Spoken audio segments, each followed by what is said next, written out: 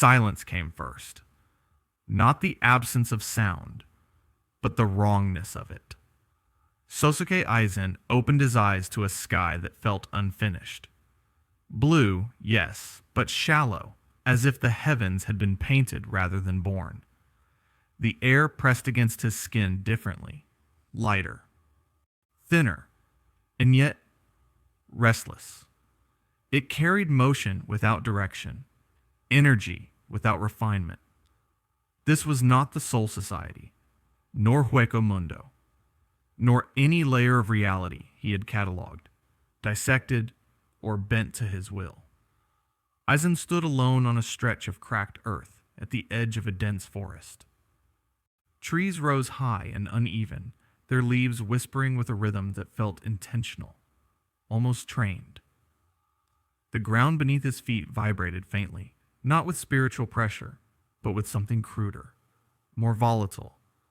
He reached inward by instinct. Ryetsu answered, barely. Not gone, not suppressed, but diluted. As if the world itself resisted its structure, forcing it to disperse into unfamiliar channels. His brow furrowed, not in alarm, but in curiosity. That alone was rare. This world, Aizen murmured, his voice calm, analytical, does not recognize spiritual hierarchy. He extended his perception outward, expecting the usual response. Fear, distortion, collapse. Instead, the environment reacted asymmetrically. The grass bent but did not wither. The air rippled, then corrected itself. Somewhere deeper in the forest, birds scattered, not from pressure, but from disturbance. Something here mimicked spiritual energy without understanding it. Aizen closed his eyes. Again, he reached, this time not for power, but for information, and felt it. A current flowing through everything. Through the soil, the trees, the air itself. It pulsed in coils rather than waves, circulated instead of radiated. It did not dominate space, it occupied it. Like blood through veins. Chakra. The word surfaced unbidden, drawn from fragments of understanding stitched together by observation alone. A localized energy system. Internal. Personal. Governed by discipline rather than birthright. Primitive. And yet terrifyingly adaptable. Aizen opened his eyes slowly. So this is a world, he said, where power is taught. That was when the sensation returned. The feeling he had noticed moments after awakening. The one he had dismissed as atmospheric noise. He was being observed. Not watched in the crude sense. No eyes bore into him from the shadows. This was subtler. A tug against perception. As though the world itself attempted to define him, and failed, then tried again. Aizen turned his head slightly. Nothing. No figures. No hostile presence. No spiritual signatures worth noting. And yet the pressure remained, not aggressive, not fearful. Curious. He took a single step forward. The forest responded. Leaves rustled in unison. Somewhere far away, a ripple of chakra spiked and vanished, like a startled heartbeat. Aizen paused. Interesting. He raised a hand and adjusted his glasses, a familiar motion grounding him. His Zanpakuto remained sealed at his side. No need, not yet. He was not threatened, but he was misaligned. This world did not reject him. It did not welcome him either. It simply did not know where to place him. Its systems, sensory, energetic, conceptual, slid past him like water around stone. That would change. Aizen walked forward, boots pressing into foreign soil, each step measured. With every movement, his Ryetsu adapted, not growing stronger, but sharper, reshaping itself to coexist with chakra rather than overwhelm it. A dangerous adjustment. He stopped again. This time, the sensation intensified. Someone, something, had noticed the disturbance and was trying to interpret it. Aizen smiled faintly. Ah, he said softly, more to himself than to the world. So you do have observers. Not gods, not guardians, but sentinels. Systems designed to detect anomalies, perhaps even people. How charming. He allowed a fraction of his presence to surface. Not enough to dominate, only enough to be registered. The air shuddered. Far beyond the tree line, chakra networks reacted. Sensors would be confused. Reports would be contradictory. No alarm yet, but concern would follow. Exactly as planned. Aizen lowered his hand and continued walking, disappearing into the forest as effortlessly as thoughts slipping between moments. This world believed itself governed by balance. Villages, leaders, war contained by rules and symbols, power regulated by training, bloodlines, and fear of escalation. He had seen such systems before. They always mistook stability for truth. Behind him, unseen and unknowing, eyes strained to understand what had entered their world. And Aizen, architect of illusions, enemy of false order, smiled not because he had arrived, but because someone, somewhere, had just realized that reality no longer behaved as expected, and they had no idea they were already under observation. Aizen did not move through the forest as an intruder. He moved through it as a concept. Branches parted without sound. Shadows folded around him, not because he hid, but because the world failed to insist on his presence. Chakra flowed everywhere here, through roots, insects, distant footfalls, but it curved around him in subtle avoidance, like a river adjusting around an unseen stone. Below a ridge, lights flickered. A village. Not a fortress in the traditional sense. No towering walls of spiritual authority. Instead, order built on routine. Streets arranged with intention. Homes clustered tightly, not for defense alone, but for trust. The air hummed with countless chakra signatures layered atop one another, disciplined, regulated, normalized. Konoha. Aizen watched from above, expression unreadable. Children ran through the streets, their chakra unfocused and wild. Civilians carried none at all, yet walked freely among warriors capable of leveling buildings. Shinobi moved with purpose, some masked, some relaxed, some exhausted, yet all shared the same quiet assumption, that this system worked. Aizen adjusted his glasses. How elegant, he murmured. To convince the powerless they are protected, and the powerful that they are necessary. His perception narrowed, threading itself through the village like fine wire. He watched a group of genin returning from a mission, their laughter forced, their injuries poorly hidden. A medic scolded them, hands glowing with green chakra. A jonin observed from a distance, assessing performance rather than pain. Efficiency over empathy. Yes, very familiar. Further inward, beneath the surface civility, he felt it. The hierarchy. Chakra signatures stacked not by morality or wisdom, but by authorization. Access, clearance. Power granted not by understanding reality, but by surviving it long enough to command others. Aizen's gaze drifted toward the Hokage Tower. So, he thought, this is where your gods sit. A shift, Masked figures moved along the rooftops. And boo.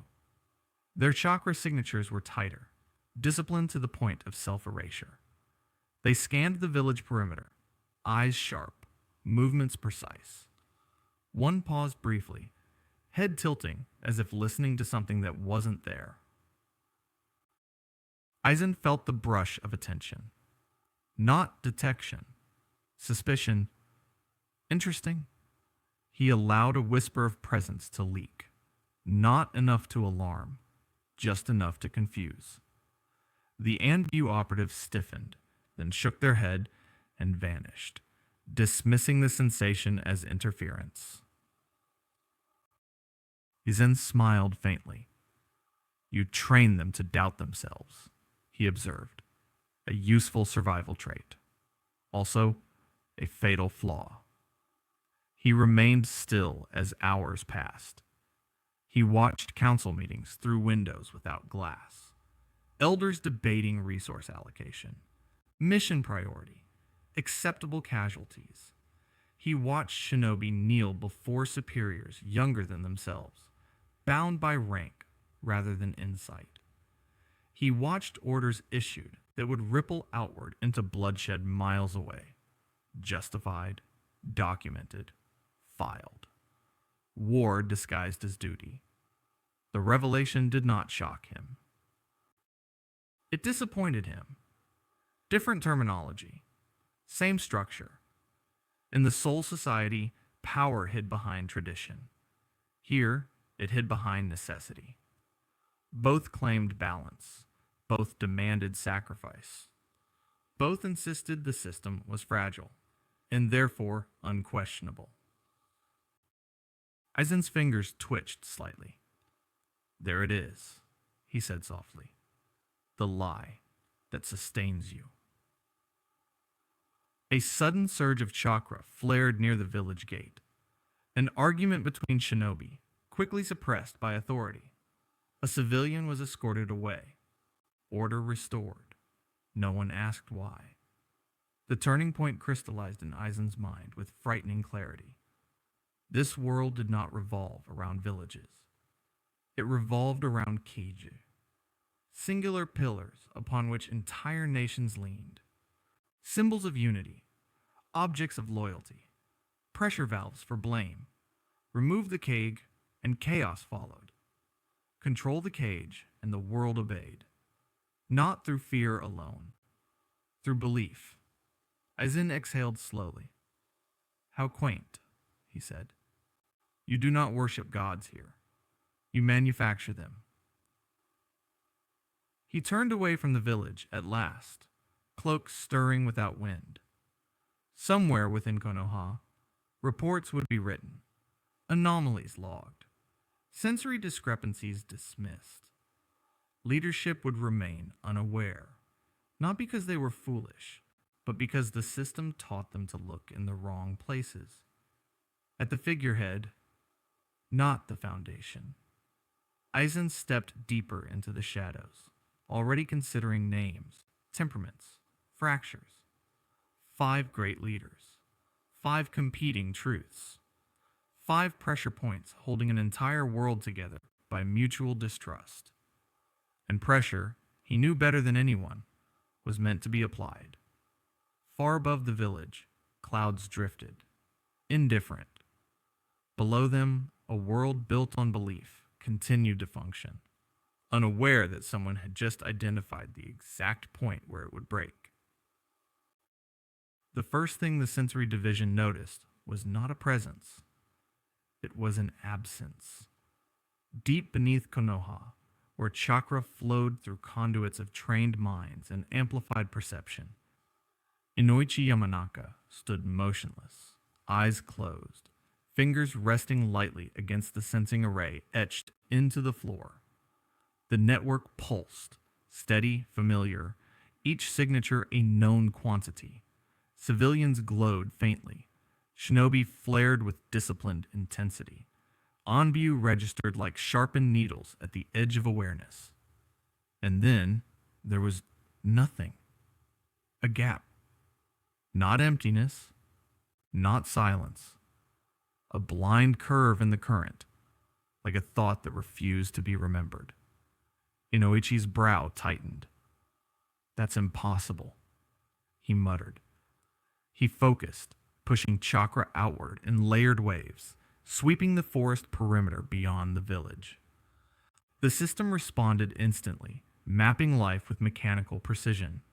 Birds, insects, patrol units, even residual traces from earlier movements. But the distortion remained. A region where readings contradicted themselves, where distance warped, where chakra seemed to exist without origin, or vanished the moment it was acknowledged. Inoichi opened his eyes. "Run it again," he ordered quietly.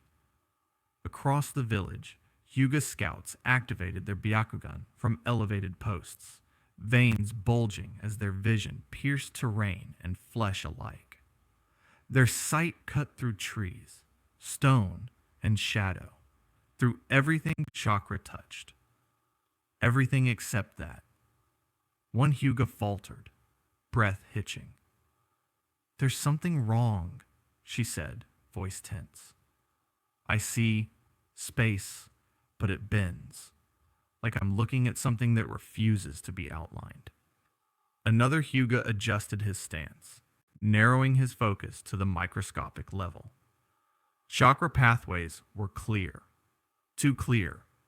The area looked cleaner than it should have been, as if reality itself had been smoothed over. "No chakra signature," he reported slowly. "But I don't believe that means no one's there." NBU units shifted uneasily along their rooftops, hands close to weapons. This was not a threat they could point at, not something that triggered alarms or demanded action. This was uncertainty, and uncertainty bred fear. Miles away, hidden in the forest's layered shadows, Aizen listened. Not with ears, but with comprehension. He felt their attempts brush against him like static. Crude, disciplined, impressive in their own way. Chakra probes slid along the surface of his presence and slipped off, unable to reconcile what they touched. His Reiatsu, reshaped by this world's rules, did not broadcast. It misinformed. Aizen had not intended this. At first, this system, he mused silently, assumes power announces itself. He stood still, perfectly visible to the world, and yet functionally non-existent. His energy did not dominate the space, nor did it retreat. It occupied a frequency the Shinobi sensory framework had never needed to imagine. Not illusion, incompatibility. Aizen adjusted his glasses, eyes calm, analytical. How many like you, he wondered, have been erased simply because your world lacked the vocabulary to perceive them? In Konoha, tension tightened. Inoichi pressed his palm to his temple, sweat beading along his hairline. He had felt foreign chakra before. Tailed beasts, resurrected monsters, even the echoes of gods. They all left weight, pressure, intent. This left questions. "There's something out there," he said at last, voice low, "and whatever it is choosing not to be found." The room fell silent. Choosing. That implication shifted everything. Orders were relayed, patrol routes altered. Hyuga teams rotated, straining their vision. Anbu were dispatched beyond the perimeter, instructed to move quietly, observe without engagement. They would see nothing. Aizen watched them pass within meters of his position, their chakra flickering like candles in a draft. Skilled, focused, brave, blind. A lesser being might have taken pride in this advantage. Aizen felt only mild disappointment. So much effort, he thought, wasted on confirmation rather than comprehension. Then, After hours of fruitless searching, he made a decision. Not out of necessity, out of curiosity. Aizen allowed a thread of himself to surface. Just a thread. Enough for chakra to notice without understanding. Enough to create a contradiction too large to ignore. The forest reacted first, leaves rustling without wind, animals fleeing in confused bursts. Then the sensory array spasmed. Inoichi gasped, staggering back as the readings surged and collapsed simultaneously. "There!" someone shouted. "No, wait, it's gone. No, it's..." The Byakugan users cried out as their vision fractured, the anomaly flaring for a heartbeat before slipping sideways, like an image viewed through broken glass. Anbu froze mid-step. For a single moment, the world almost saw him. Aizen smiled. Not wide, not cruel. Interested? Good, he said softly, withdrawing the presence once more. Now you know you're missing something. Deep beneath Konoha, alarms did not sound. But every sensor, every scout, every experienced shinobi felt it. The certainty that something had looked back. And somewhere in the darkness beyond their reach, the stranger the world refused to sense began to wonder how much longer he would allow that to remain true. The borderlands were where mistakes were buried. Not officially, no maps marked them as graves, but every shinobi knew the truth. When tensions rose between villages, when treaties frayed, but war had not yet been declared, it was here that men vanished and reports came back. Incomplete. 4 shinobi moved through the trees in disciplined silence, chakra suppressed to a careful hum. Rogue ninja, missing nin by classification, but professionals by survival. Each was Jonin level once. Each had killed enough to recognize when the air itself felt wrong. They stopped simultaneously. "Did you feel that?" one whispered. Another crouched, fingers brushing the earth. No chakra spike, but something's off. The forest ahead looked undisturbed. No broken branches, no footprints, no hostile presence by any sensory metric they trusted. And yet instinct, honed through blood and betrayal, screamed at them to draw steel. Aizen stood in the clearing before them, not concealed, not aggressive, simply there, black robes immaculate, posture relaxed. One hand resting casually at his side, the other adjusting his glasses as though mildly inconvenienced by their arrival. The rogue leader reacted first, kunai snapping into his grip. "Identify yourself," he barked. Aizen regarded them with polite interest, head tilting slightly. "How fascinating," he said calmly. "You sensed me without understanding me." That alone triggered the attack. The leftmost shinobi vanished in a body flicker, reappearing behind Aizen in a flash of steel. Another formed hand signs, fire chakra igniting in his lungs. The leader lunged forward, blade aimed for the spine. Aizen did not move. The blade passed through empty air. The fire roared, only to collapse inward, smothered by nothing visible. The shinobi staggered, confusion flickering into panic as their attacks struck. Wrong targets. One felt steel bite into flesh and screamed, only to realize too late it was his ally's scream echoing back at him. "Genjutsu!" someone shouted. "Break it!" They channeled chakra violently, disrupting their own flow. The forest snapped into clarity, and Aizen was still standing in the same place, untouched. "Impossible," the leader breathed. I dispelled it. You disrupted your chakra, Aizen replied evenly. Not mine. Kyōka Suigetsu remained sealed, no blade drawn, no release spoken. And yet, the illusion deepened. The ground tilted. Distances stretched.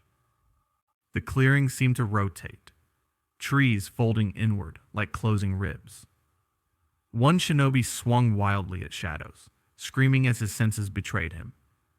Another collapsed to his knees, convinced his limbs were missing. Aizen took a single step forward. That was all. The leader felt pressure then, not chakra, not killing intent, but certainty. The knowledge that whatever stood before him did not need to chase, strike, or dominate. It had already won.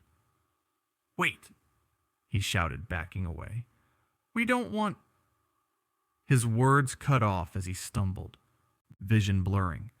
He saw Aizen in front of him, then behind him, then everywhere. No, Aizen said gently. You wanted answers. The illusion ended. Silence returned to the clearing like a held breath released. 3 bodies lay broken on the forest floor, not mangled, not theatrically slain, simply ended. Their expressions frozen between confusion and realization. One shinobi remained alive. He crawled backward, arms trembling, eyes locked on Aizen with naked terror. You never moved, he whispered. You didn't even... Aizen looked down at him, not with malice, but with mild disappointment. You attacked without understanding the rules, he said. That is not courage. That is negligence. The survivor scrambled to his feet and ran. Aizen did not pursue. He watched the man disappear into the trees, footsteps frantic, chakra flaring wildly now, no longer suppressed, no longer disciplined. Fear had taken over. Good. Aizen turned his gaze skyward, thoughtful. So, he murmured, this is how first contact is recorded. Hours later, across the border, the survivor collapsed before a shocked patrol unit, breath ragged, eyes hollow. There's a man, he gasped. A man who stood still, and everything else died. The report would spread, quietly at first, then urgently, and far beyond the reach of borders and patrols. Sōsuke Aizen continued walking, already aware that the world had just learned the cost of mistaking stillness for weakness. They did not come in panic this time. They came prepared. Moonlight spilled across the ravine as 6 figures moved into position with practiced precision.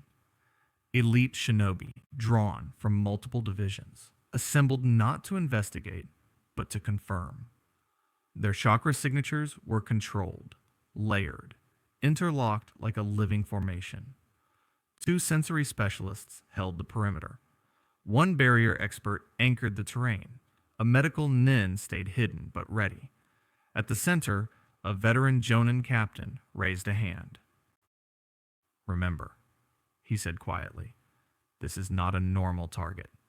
Do not engage visually unless instructed. Rely on chakra confirmation. Aizen stood in the ravine below them, waiting. Not concealed, not threatening, watching. So, he thought, observing the subtle synchronization of their movements. You adapt quickly. Admirable. The first probe came without warning. Chakra threads laced through the ground, rising like invisible feelers. Aizen felt them brush his presence, attempting to map, label, categorize. Kyōka Suigetsu stirred. For the first time since arriving in this world, Aizen placed his hand on the hilt of his zanpakuto. The metal chimed softly. That sound was enough. The barrier specialist frowned. Did you hear? Focus, the captain snapped. Sensory report. The response never came. Reality shifted. The ravine stretched, then folded. Distances lied. The moon duplicated itself in the sky, then fractured into a dozen pale reflections. The Shinobi formation broke instinctively, training overridden by confusion. Genjutsu, no, wait, this isn't... Aizen drew Kyōka Suigetsu. Not fully. Just enough for its presence to be acknowledged. Shatter, he said calmly. The illusion did not announce itself. It did not overwhelm chakra directly. It redefined perception. Chakra signatures multiplied, then contradicted one another. Allies appeared where enemies should be. The ground dropped away beneath solid footing.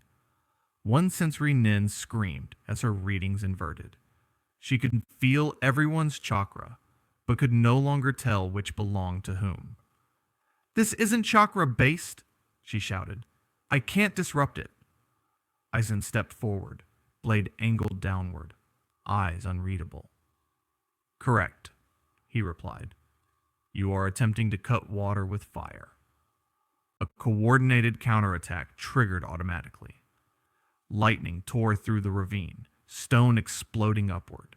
Wind blades screamed past Aizen's position, precise and lethal. They hit nothing. Or rather, each other. Steel met flesh. Jutsu collided mid-cast. A barrier rose too late, trapping a teammate inside a collapsing illusion of solid ground that crushed inward like a closing fist. The captain bit down hard enough to draw blood, forcing chakra through his system in a violent surge. "Everyone, close your eyes. Fight blind." For a moment, just a moment, it worked. Aizen paused. Interesting. They moved by instinct alone now, attacking where pressure should be rather than where it appeared. One shinobi nearly struck Aizen's shoulder, blade grazing cloth. Nearly. Aizen tilted his head, genuinely curious. "So," he said, "you abandon sight when it betrays you. Sensible." He lifted Kyōka Suigetsu slightly. The illusion deepened. Blindness became irrelevant. Sound bent. Touch misinformed.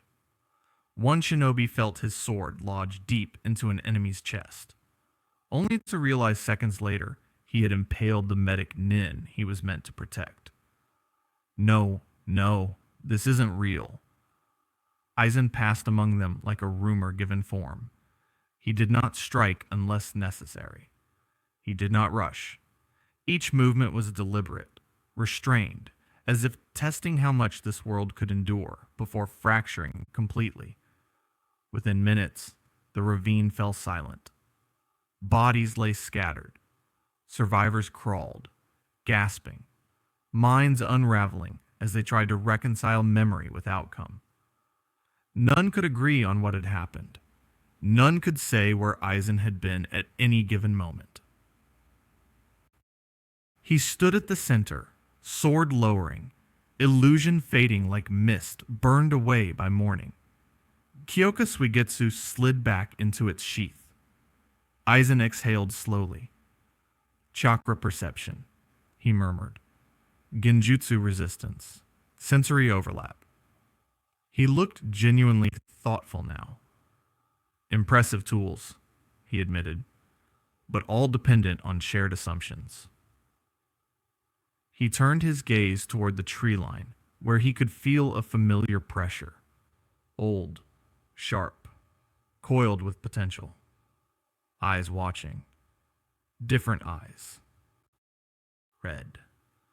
Somewhere far beyond the ravine, an Uchiha observed the aftermath through a scope of perception far more dangerous than chakra alone. Aizen smiled faintly, adjusting his glasses. "Now that," he said quietly, "is a variable worth testing." And if for the first time since entering this world, he wondered not whether his illusion could deceive, but whether the Sharingan could truly see through a god who decided what reality meant. The problem with monsters was never their arrival.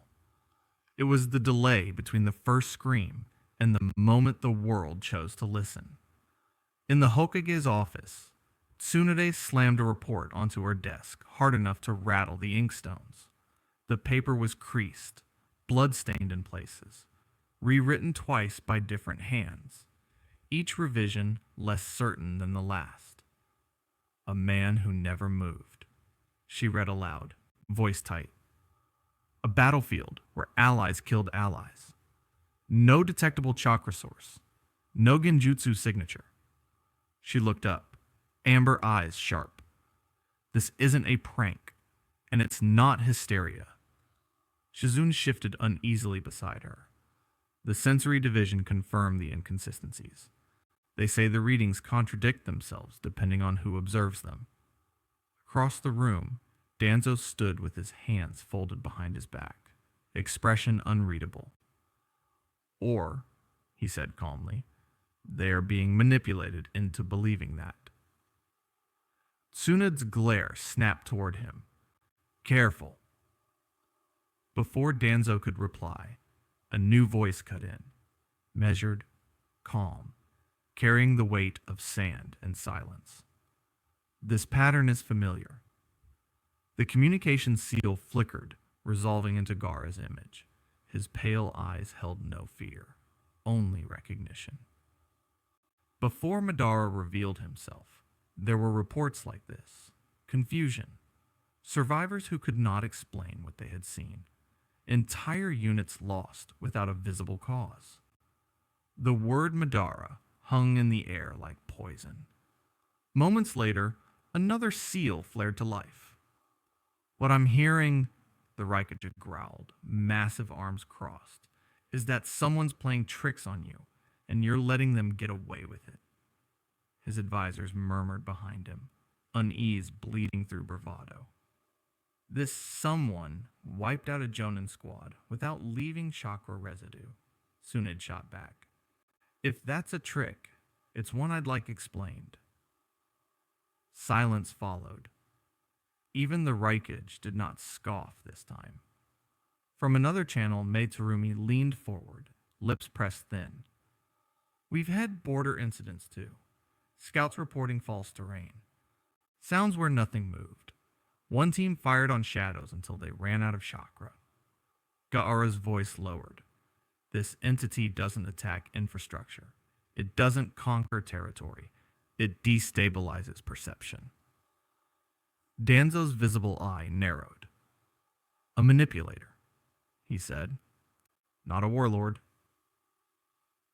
Tsunade exhaled slowly, rubbing her temple. That's worse. The discussion escalated rapidly, voices overlapping, theories clashing. Was it a rogue Uchiha? A forgotten Kekkei Genkai? A weaponized Genjutsu developed in secret? Someone invoked the Akatsuki. Someone else shut that down immediately. No one had an answer that satisfied them. Then a new report was transmitted. A visual recording. It showed a ravine after the battle. Bodies positioned unnaturally. Weapons embedded in allies. Terrain unmarred by large-scale jutsu. And at the center of one still frame, caught by chance rather than focus, a man, standing, unharmed, unmoving. Tsunade's jaw tightened. Enhance. They did.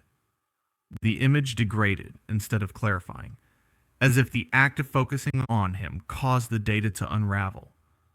Gaara spoke again, quieter now. He's not hiding. No, Tsunade agreed. He's letting us look. The realization settled heavily across the summit channels. This was not reconnaissance. It was an invitation. Danzo stepped forward at last. We are making the same mistake we always make, he said. We are debating what he is, instead of deciding what must be done. Tsunade turned on him. You're not suggesting... I am suggesting, Danzo interrupted, voice firm, that we treat this as an existential threat, one that operates outside our known systems.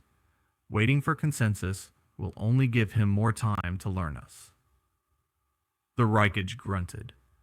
"And your solution?" Danzo's lips curved into something that almost resembled a smile. "Covert action. Root will handle initial contact. No public deployment. No panic. If he's manipulating perception, we respond from the shadows." Gaara's gaze hardened. "And if he wants you to?" Danzo did not answer immediately. That, more than anything, unsettled the room. Tsunade leaned back, eyes closing briefly. She could already feel it, the shift in the air, the sense that events were moving ahead of command. "Authorize nothing without my approval," she said at last. Danzo inclined his head. "Of course, Hokage-sama." But even as the summit channels dimmed one by one, a truth lingered unspoken among them all. Somewhere beyond their borders, an unknown presence had already mapped their fears, their politics, their instincts. And while the Kage debated whether they were facing another Madara, Sōsuke Aizen was watching, quietly pleased that the game had finally reached the board he wanted. Because now, the most dangerous players had noticed him.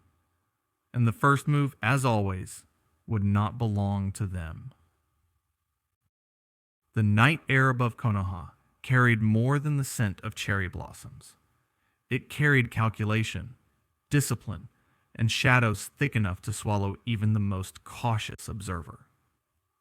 Danzo's office was quiet, lit only by the pale glow of candlelight and the faint flicker of chakra seals etched into the floor. Root and Bu stood at the edges of the room, silent as statues, hands resting on weapons that had tasted blood more than once. Danzo himself leaned over a map of the borders, tracing invisible lines with a single finger. Reports had come in from scouts and survivors, unnatural battlefield distortions, elite shinobi incapacitated without the trace, illusions too perfect to be mere jutsu, and at the center of all of it, a man who never moved, yet always prevailed. "Root," Danzo began, his voice steady, measured. "Our usual channels are insufficient. The man is no ordinary rogue. He doesn't attack for power, territory, or revenge. He manipulates perception itself. This is a threat beyond the standard containment protocols." One of the senior Anbyu tilted his head, sensing both command and hesitation. "Hokage-sama, or rather, Director-sama, are you considering direct engagement?" Danzo did not answer immediately. His fingers drummed lightly on the map. "No, direct engagement risks exposure, failure, and information leakage. But there is a principle at stake here. Control." He straightened suddenly, eyes narrowing behind his mask. "We either bring him into the fold or we remove him completely. And for once, there will be no middle ground." The Root team moved silently into position around him, sealing the office with barriers designed to prevent chakra interference from outside observation. Every sensor, every seal, every watchful eye was calibrated to a single target. Locate Aizen, understand his methods, and assess whether control or elimination is possible. Across the border, Aizen's presence was already aware of them, not through sight or sound, but through perception of their intent. He could feel their movements, careful, deliberate, masked behind layers of root discipline. And yet, they were blind to the most crucial truth. They were already inside his field of study. Aizen's smile was faint, almost imperceptible. "So, this is your network of control," he murmured softly. "Fear, secrecy, obedience. Admirable in its own right, but ultimately primitive." Danzo's voice echoed through the secure network. You do not know the leaf. You do not know me. Perhaps, Aizen replied, tone calm, almost conversational. But I understand this world. I understand how people believe in rules they cannot perceive, fear what they cannot quantify, and follow chains they cannot break. You wield fear. I wield comprehension. The difference is subtle, but absolute. The root operatives tensed as their sensors reported a surge of energy, an unfamiliar distortion. Even their most seasoned members felt hesitation, subtle unease, the creeping impression that the very ground beneath them had shifted. Danzo did not flinch. He had anticipated fear. He had manipulated it countless times. Root, Danzo barked. Coordinate. Find him. Engage if necessary. Leave no openings. And yet, as the operatives moved out, each step measured and disciplined, Danzo felt a subtle tremor of doubt, a thought he could not immediately dismiss. Their plans, their barriers, their careful strategies, they were visible, not to the world, but to him. Somehow, through layers of perception and misdirection, someone else had already accounted for them. Aizen's voice came again, calm and deliberate, transmitted not through physical means, but through perception itself. You plan meticulously. You believe yourself unseen. That is your advantage, and also your weakness. Danzo froze. A spark of awareness flickered in his mind. Something was off. Not a jutsu, not a trap, not a seal. Something beyond Root's observation. And that realization was dangerous because it meant that control, the very thing he prized, may no longer be his. The candlelight flickered, shadows elongating across the walls. Root operatives paused, sensing a change they could not articulate. The air itself seemed to warp subtly, an almost imperceptible pull on perception, as though someone had inserted themselves into the mind of the Leaf's most secretive network. Danzo's masked gaze narrowed. Have we been compromised? He muttered, more to himself than to anyone else. Aizen's chuckle was soft, almost a whisper carried by the wind that Root could not sense. Compromise is a matter of perspective, Director. And perhaps you were compromised the moment you believed you held all the cards. The realization struck Danzo like ice. Someone outside the rules, outside the systems, and outside his understanding was already operating within his domain.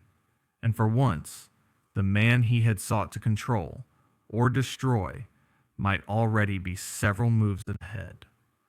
The Root operatives froze mid-step, the tension of unspoken recognition heavy in the room. Danzo's hands tightened into fists. Control had always been his doctrine. Fear had always been his weapon. And now, he wondered if both had been rendered irrelevant.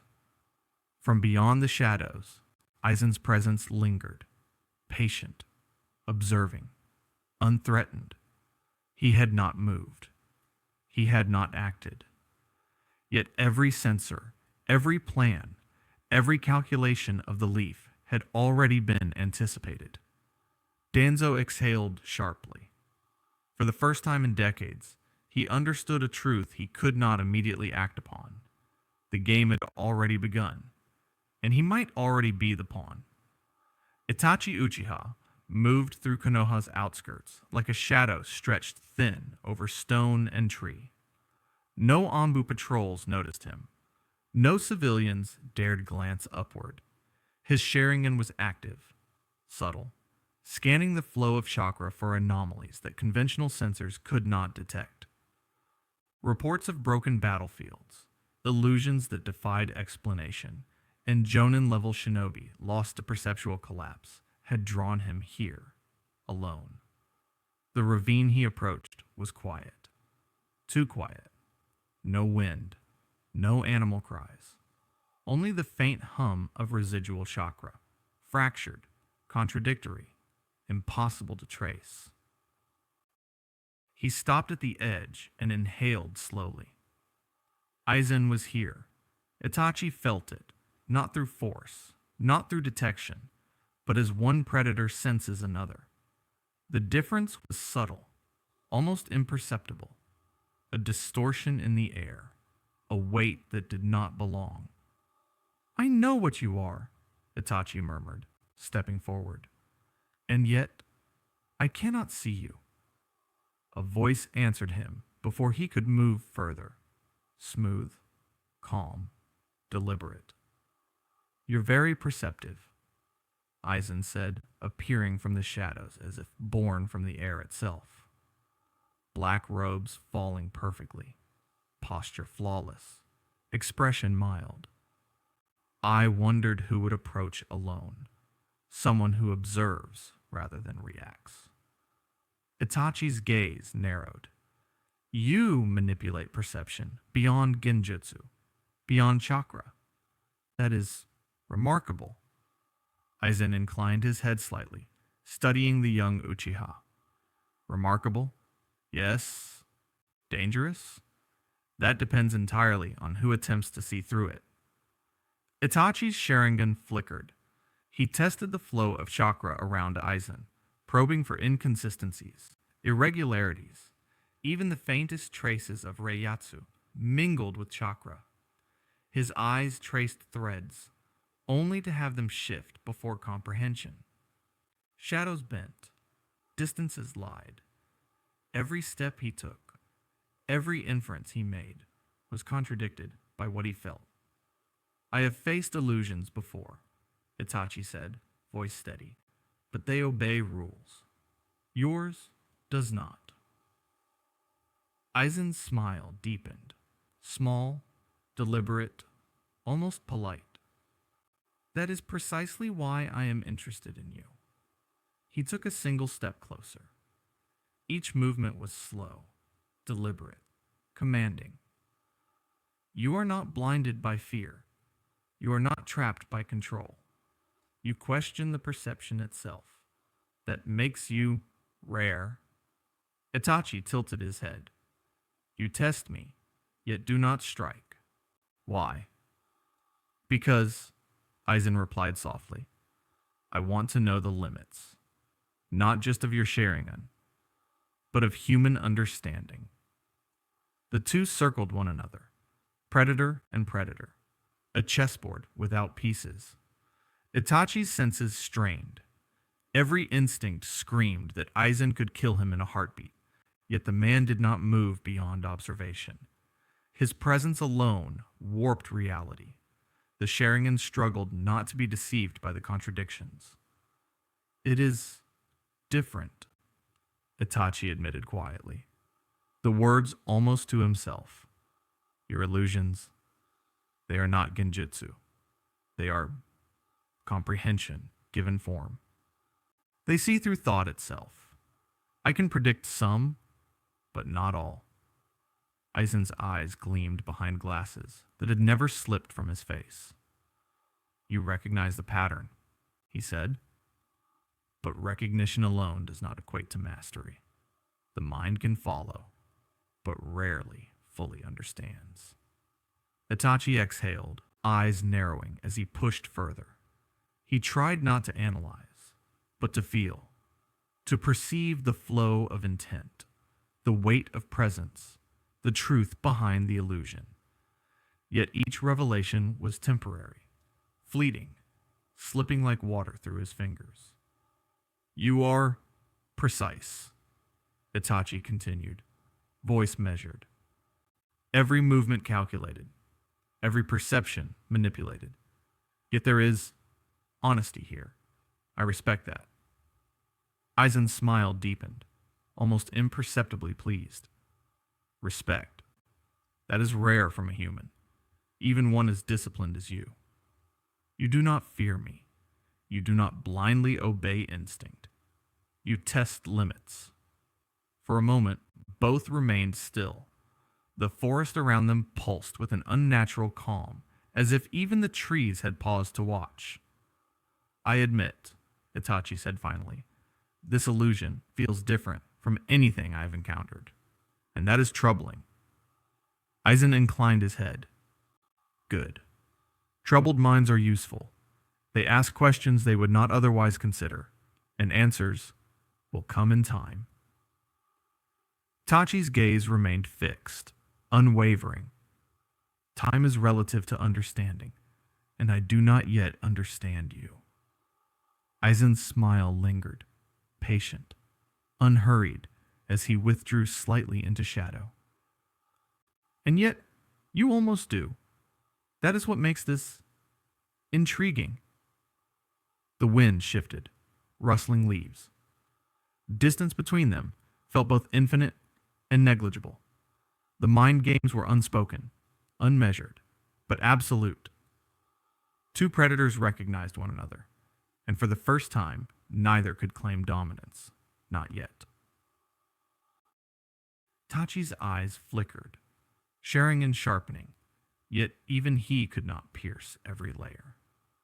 This, he murmured under his breath, is different. Aizen's voice carried faintly, almost teasing into the still night. Yes, and that difference will define everything to come. And for the first time, Itachi admitted aloud, to no one but the shadows themselves. He had not yet fully seen the truth. A subtle unease settled over him, like a prelude, as if the forest itself was waiting. Because the illusion he faced now, this man, was not just deception.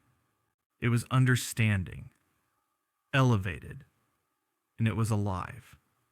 The hidden laboratory lay beneath a forest abandoned by the leaf decades ago. Mist curled around the stone ruins, weaving between broken pillars and shattered seals, carrying the faint scent of chemicals, blood, and ambitions too great for ordinary men to comprehend.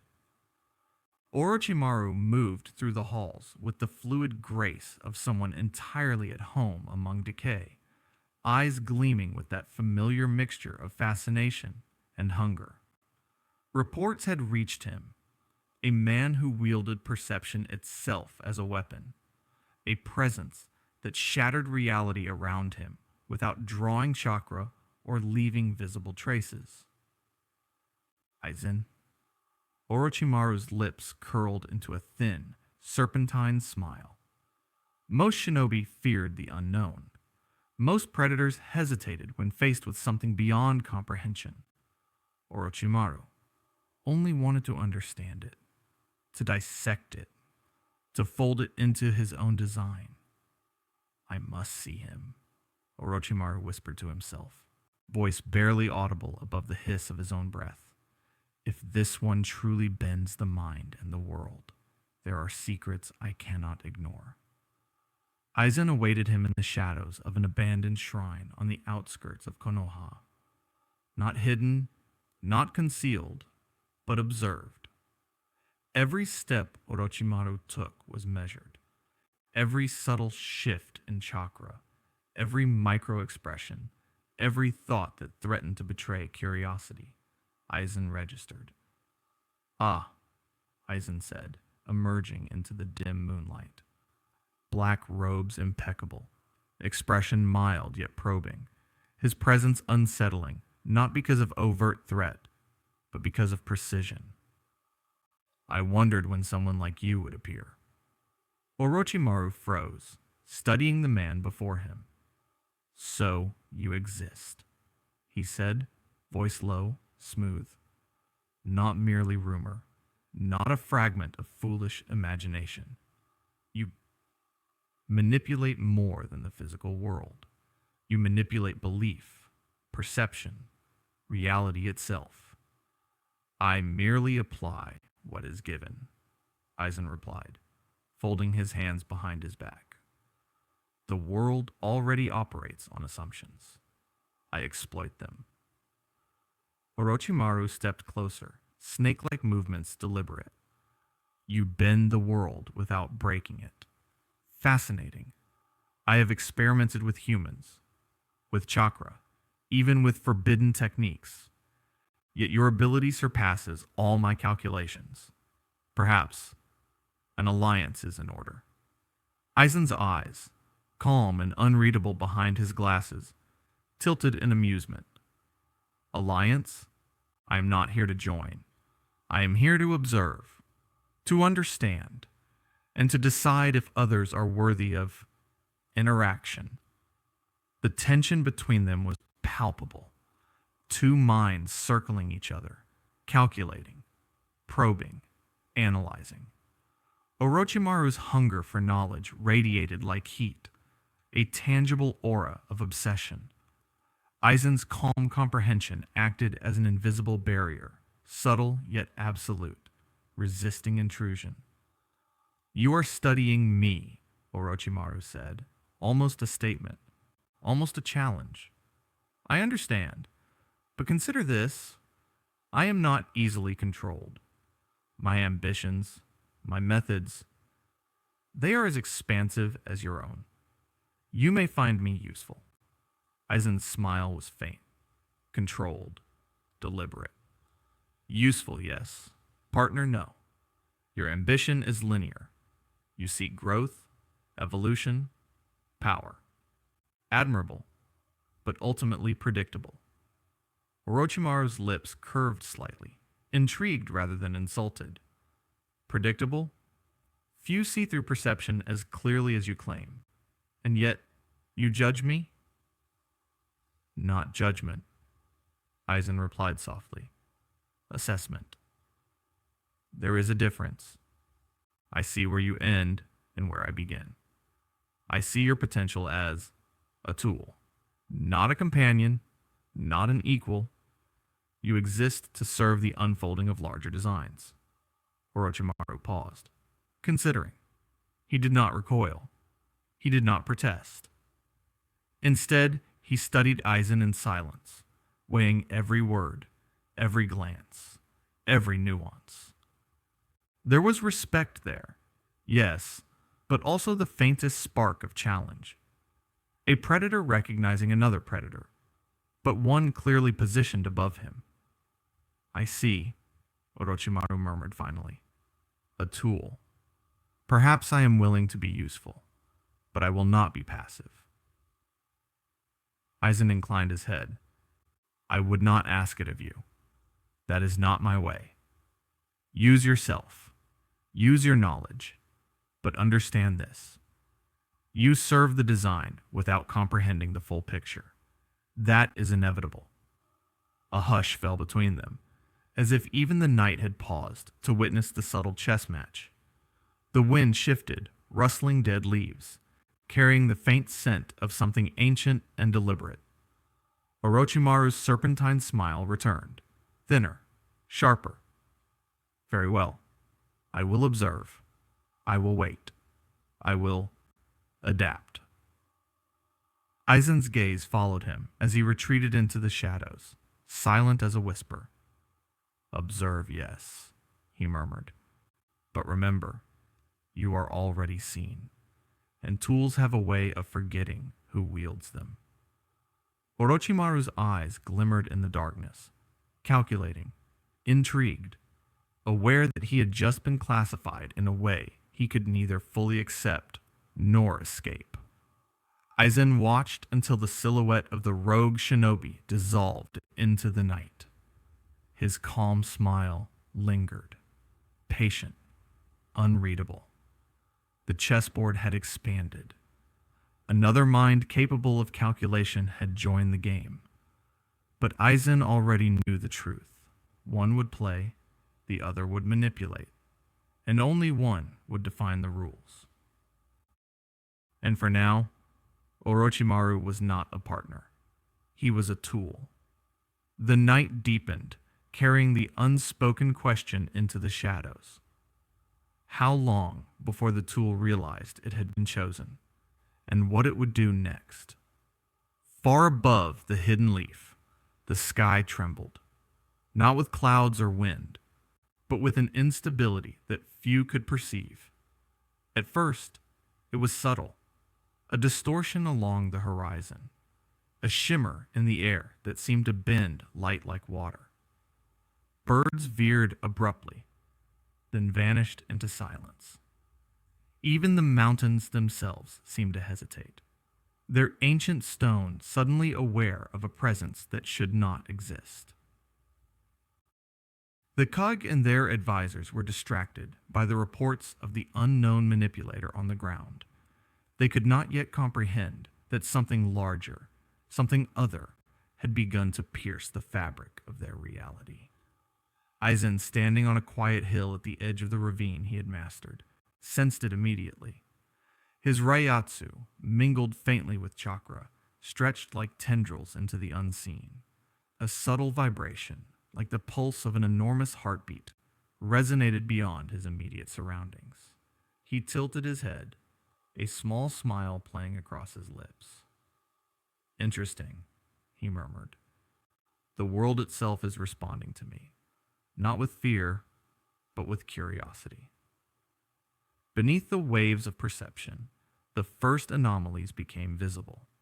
Shadows flickered in impossible directions. Terrain shifted for no logical reason.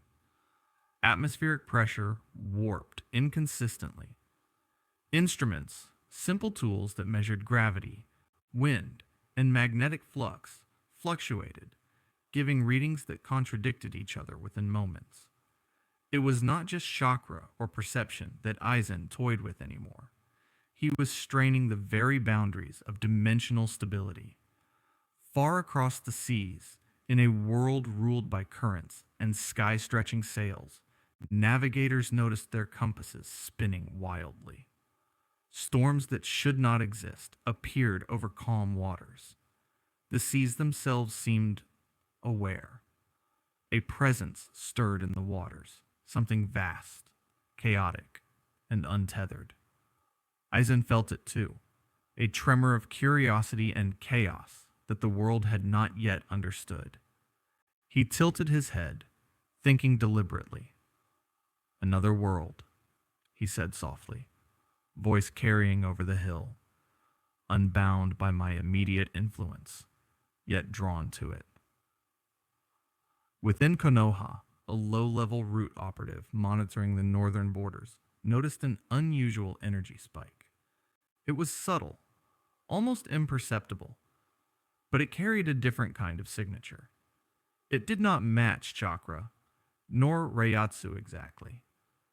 Something foreign had entered the periphery, something that defied categorization. Elsewhere, high above the oceans of another realm, a ship pitched against an invisible wind. Its crew, figures cloaked in adventure and determination, felt the air thicken, the sky fold.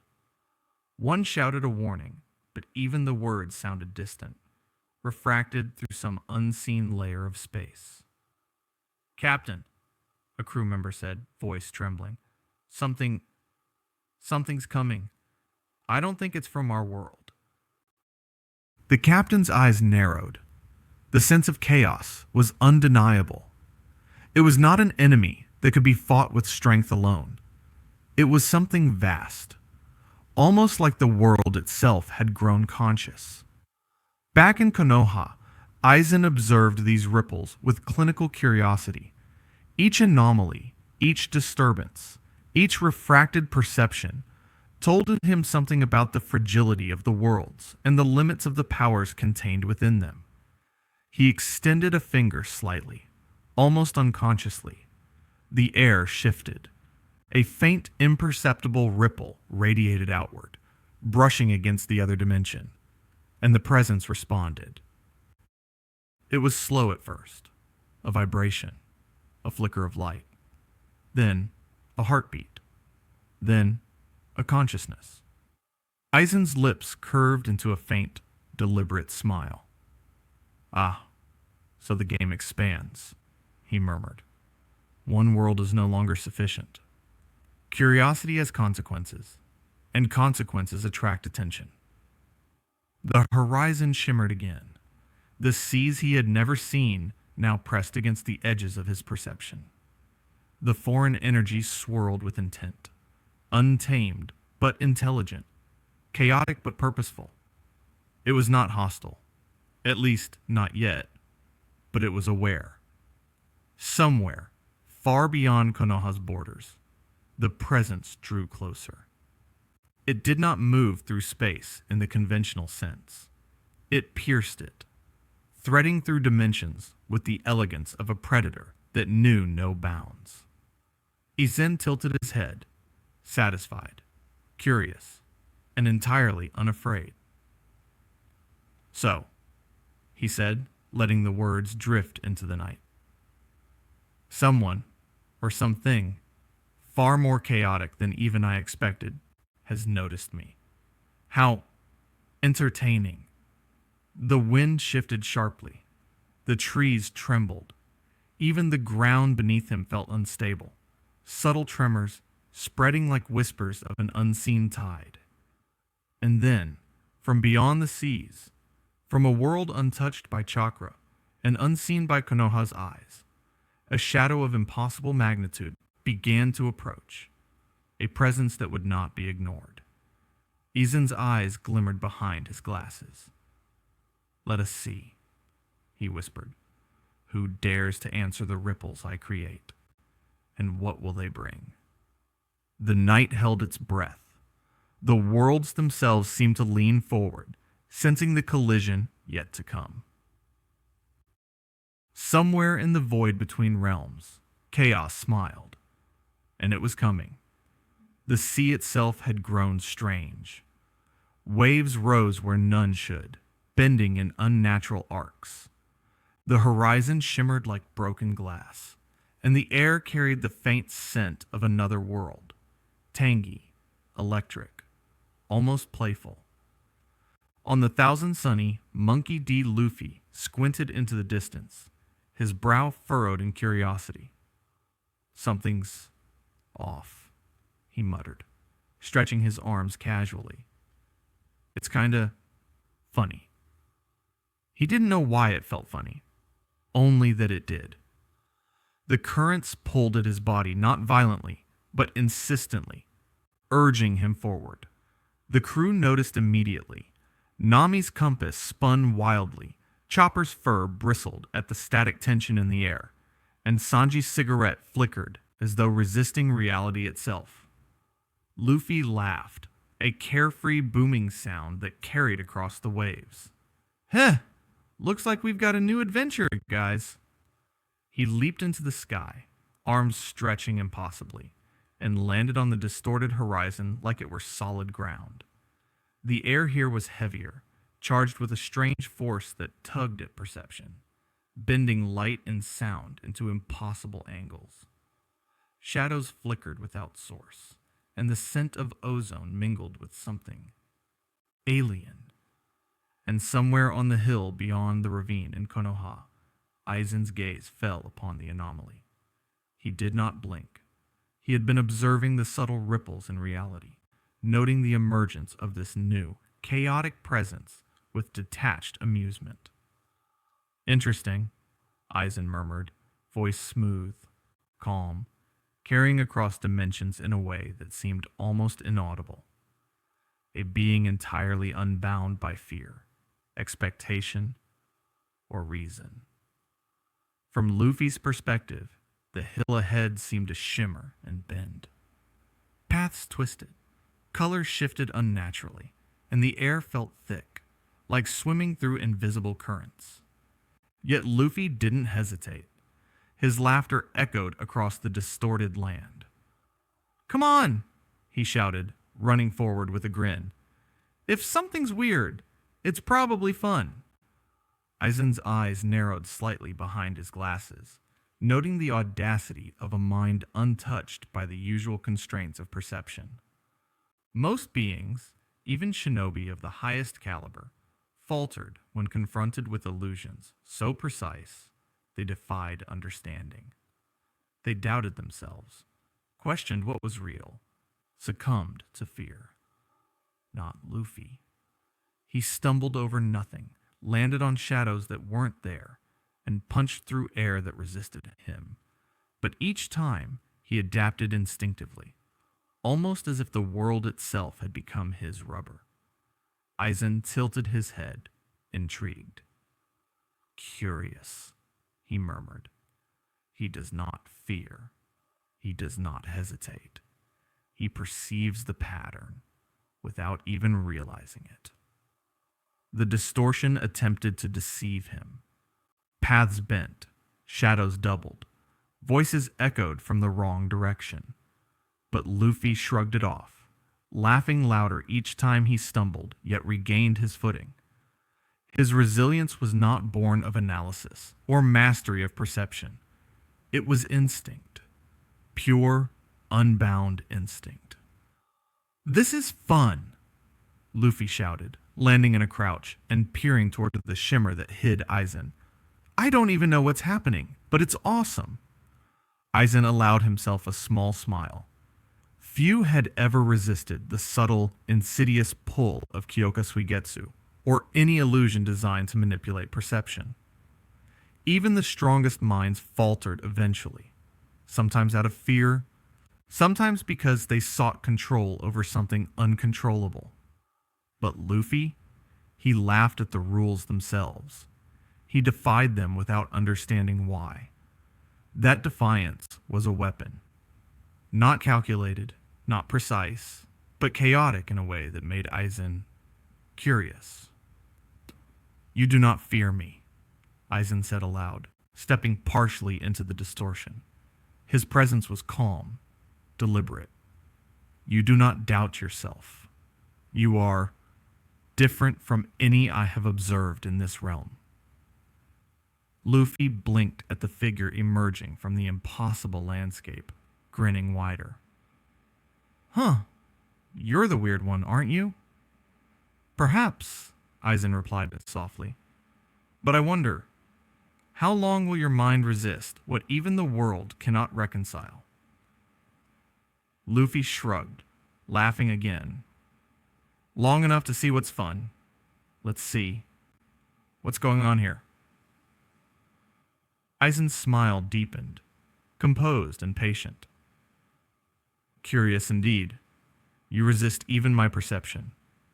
You adapt instinctively. That is rare."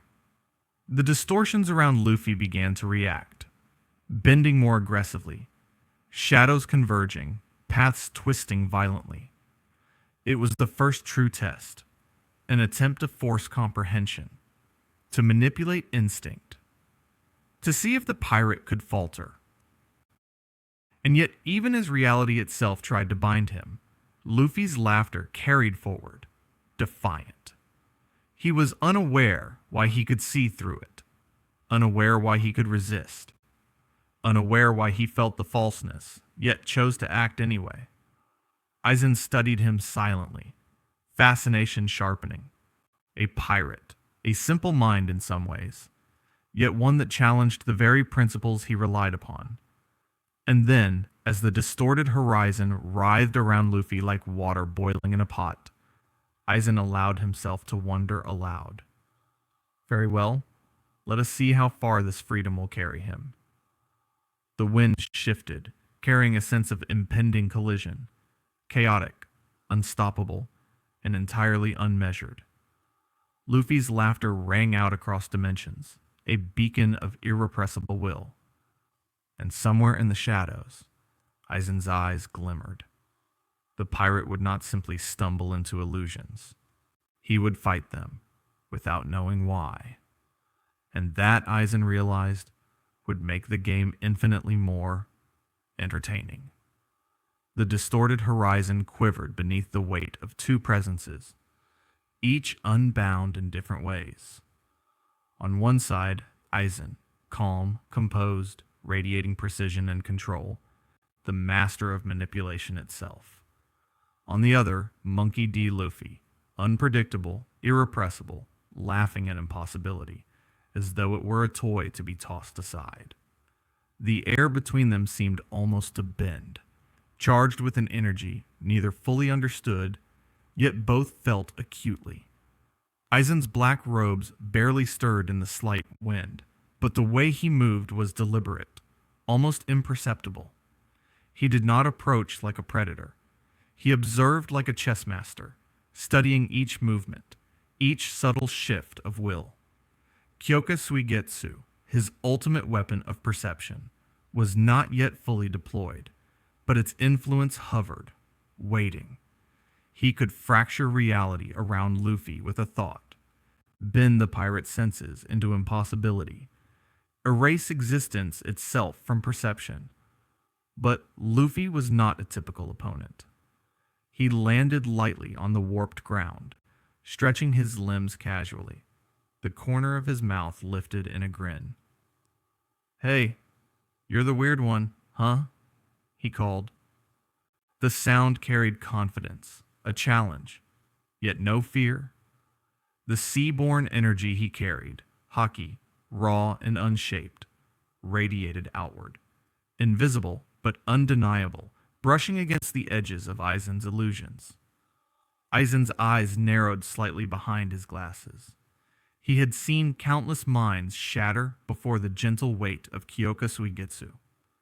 The strongest Shinigami, the most disciplined captains, none had resisted so easily.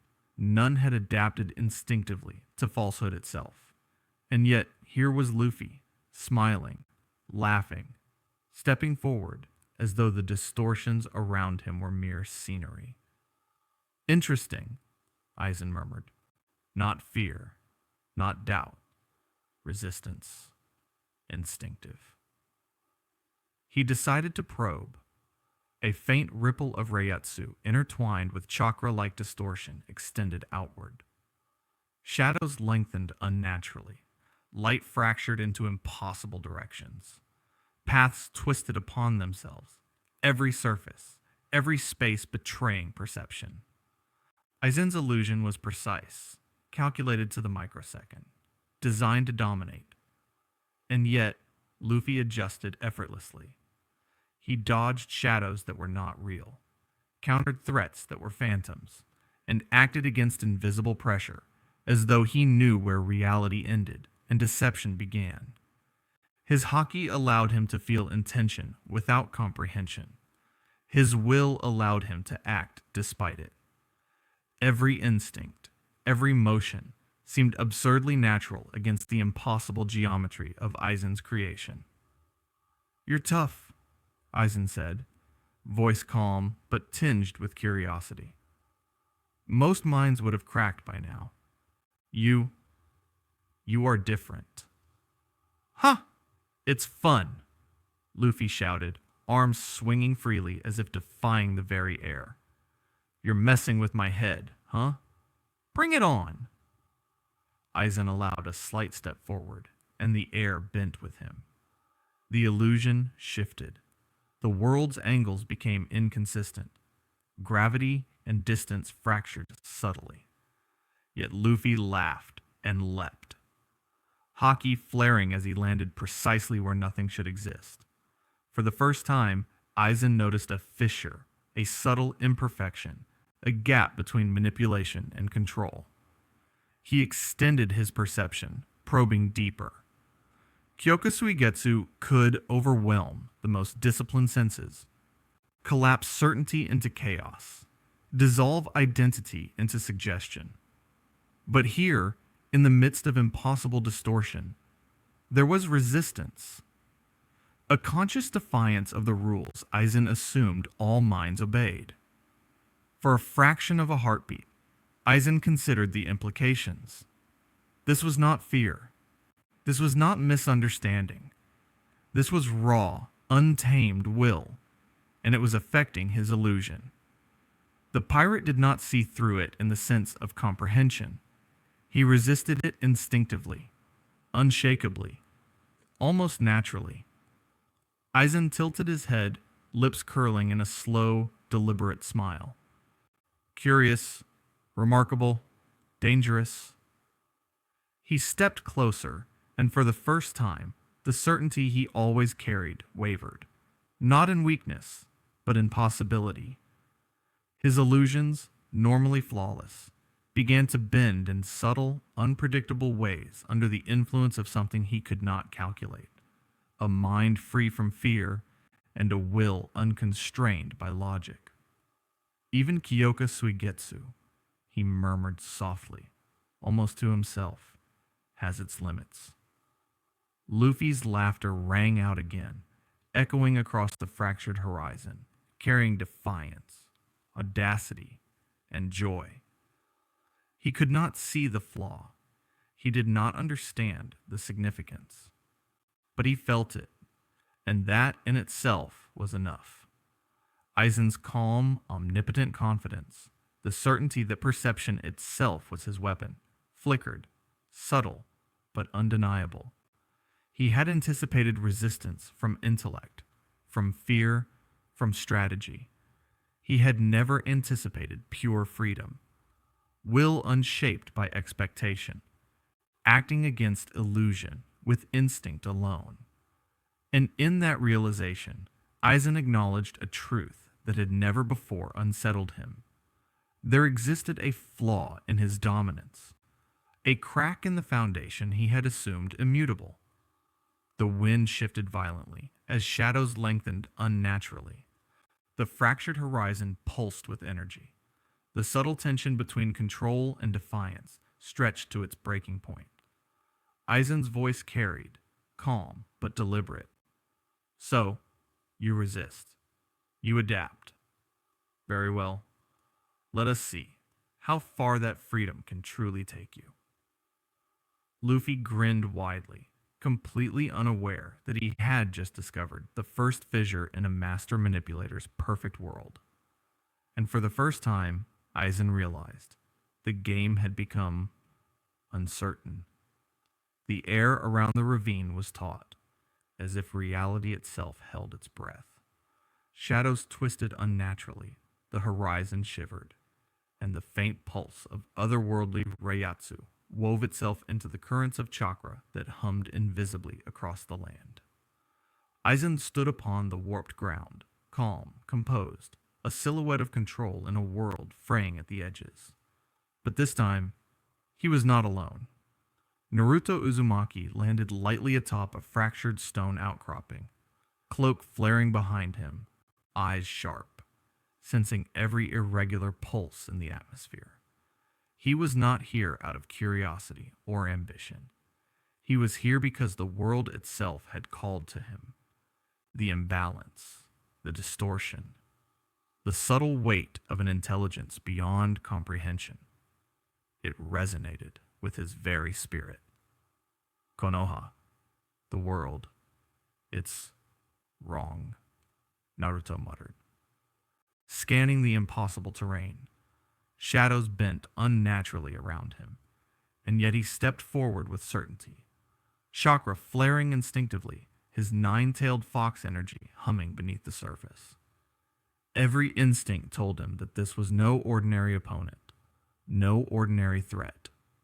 Aizen's eyes followed him quietly, measuring, evaluating. The calm precision he had maintained against Luffy now met a different kind of resilience. One forged not in instinct or freedom, but in unwavering hope and responsibility.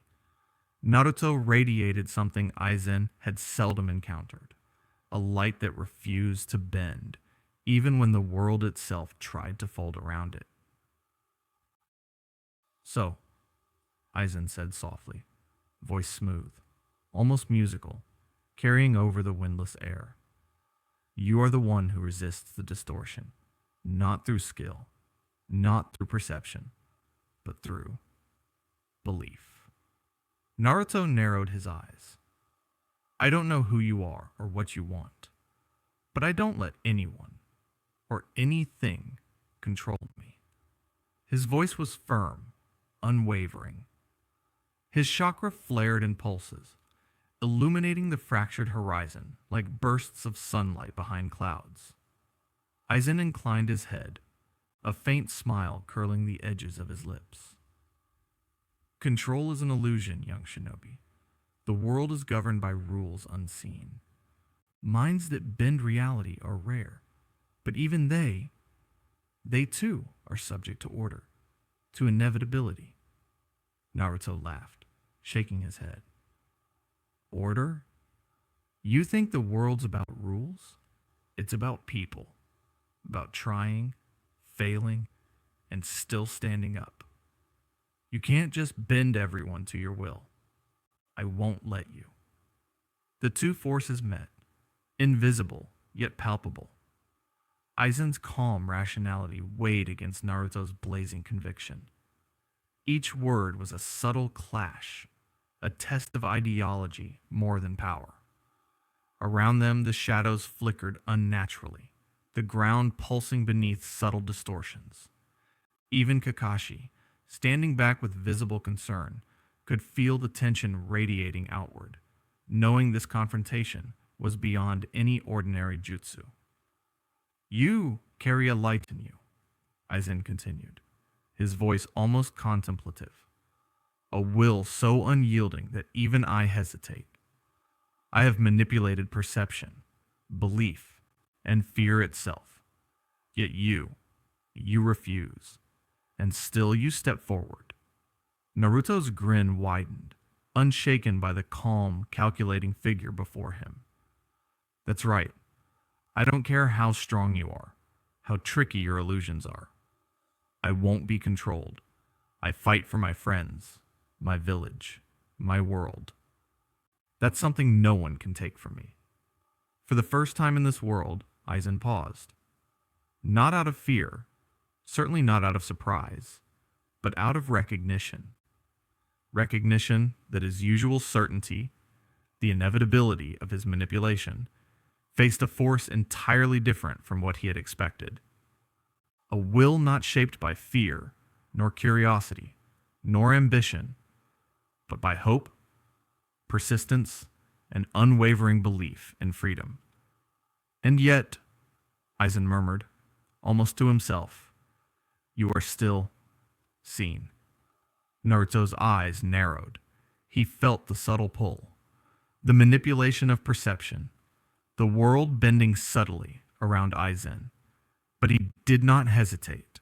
He stepped forward, chakra surging, the nine tails energy humming in tandem with his conviction. Kakashi's Sharingan followed every subtle gesture, every fraction of a movement, understanding that this was no mere confrontation. Even the eye could not predict the full scope of Aizen's perception, yet it sensed the shift, the momentary crack in dominance, the untested variable, belief unbroken by reality itself. Aizen's smile deepened. He allowed Naruto the step forward, allowed him to radiate his conviction fully. It was fascinating, perhaps even necessary. Even Aizen understood that true domination required more than just power. It required minds bending to inevitability. And here was one that refused. You cannot be controlled, Aizen said finally, voice calm but carrying a weight of acknowledgement. And I will allow it. Naruto tilted his head, eyes bright, sensing the silent acknowledgement. The world had shifted. Aizen, the manipulator of reality, the master of perception, the predator of minds, had paused, not in defeat, not in hesitation, but in curiosity. And that pause was dangerous. Because recognition, as Naruto understood instinctively, meant that the next step could come at a cost no one had yet imagined. The air thickened, tension wrapping around the three of them, charged with anticipation. Shadows flickered. The horizon writhed. The worlds themselves seemed to lean forward, listening. And Aizen's calm smile lingered, patient, inscrutable, waiting for the moment when ideology and manipulation would collide and the cost of order would be revealed. Naruto's breath hitched slightly, his fists tightening. The world depended on him resisting, and for now, he would. But even as he stood resolute, A quiet question hung in the distorted air. How long will Aizen allow defiance before he strikes? News traveled faster than any kunai could fly, faster than any observation mission could report. From the leaf to the sand, the mist to the stone, and even across seas unknown to most shinobi, whispers of an anomalous presence, the manipulator of perception, the master of illusions, had begun to fracture certainty. Aizen's name was not yet known to all, but his influence was. Shadows of doubt crept into councils, into pirate ships, and into the hearts of those sworn to protect or to seek freedom. In Konoha, the Five Kegs Summit was ablaze with debate. Tsunade, ever pragmatic, demanded vigilance and preparation. We cannot allow a manipulator to control the perception of our people, she insisted, voice firm yet laced with worry. If he bends reality itself, what chance do we have? Gaara of the Sand listened quietly, fingers drumming against his throne. He weighed the costs. Peace versus control.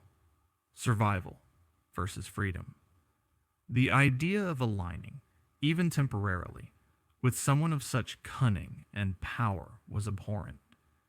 Yet he could not deny that order imposed by a master of perception could prevent countless wars, countless deaths. The Raikage, ever blunt, slammed his fist onto the council table. Peace built on lies is no peace at all. We fight him now, or risk our people becoming puppets before they even know it. Advisors argued, tension rising with each passing minute.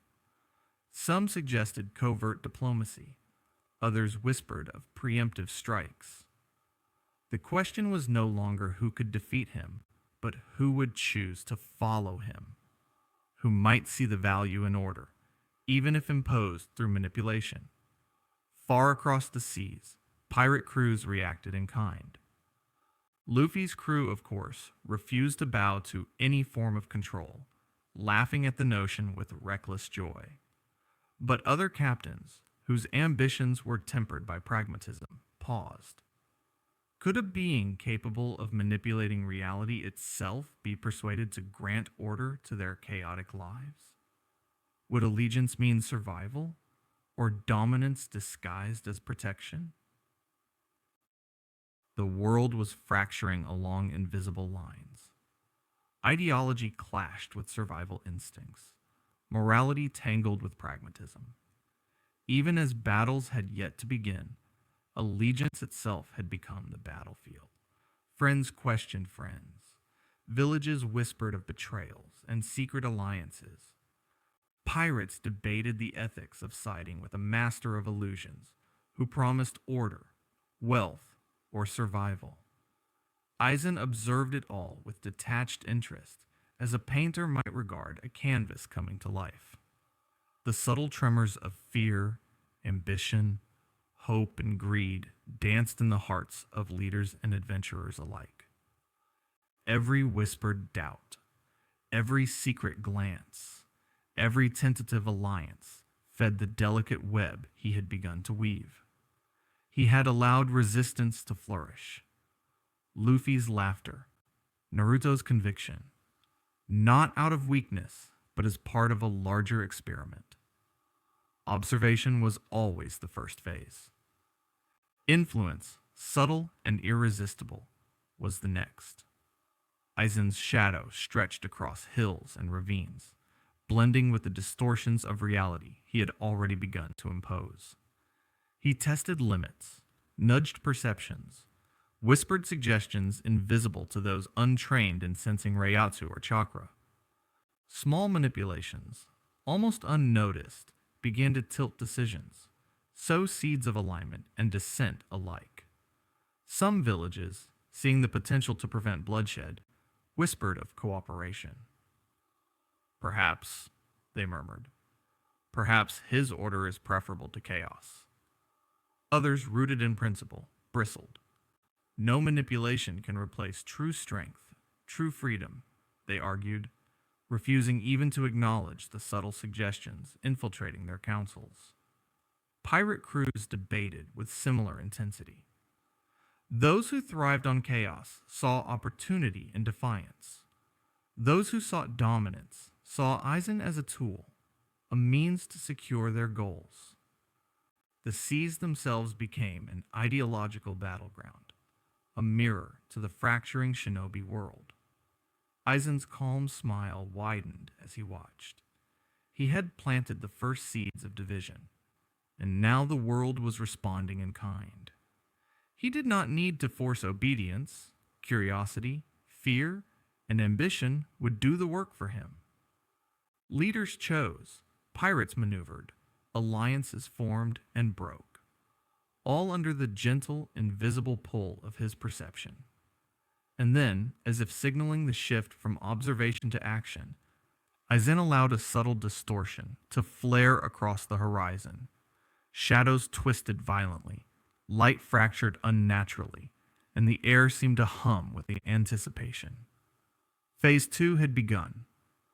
The cage, the pirate captains, the shinobi scouts, they all sensed it in ways they could not explain. Something was coming that would demand choice, courage, and conviction. The quiet whispers of morality and survival now faced the force that had been patiently orchestrating the world's fracture. Aizen's voice, calm and deliberate, carried across dimensions, though none could pinpoint its source. Let the world choose, and let it feel the consequences of its choices. And somewhere in the fracture, where shadow met light and freedom met order, the first tremors of the next stage echoed. The game was no longer subtle. It was beginning to move, and the world itself was dividing under the weight of an unseen hand. Every mind, every heart, every allegiance would soon face a question. Do you resist, or do you follow the illusion?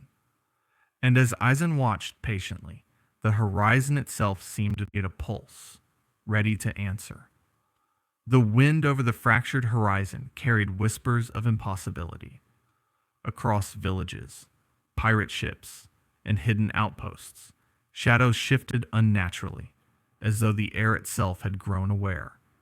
And then, without warning, Aizen's presence manifested, not physically, but across the minds of every leader who mattered.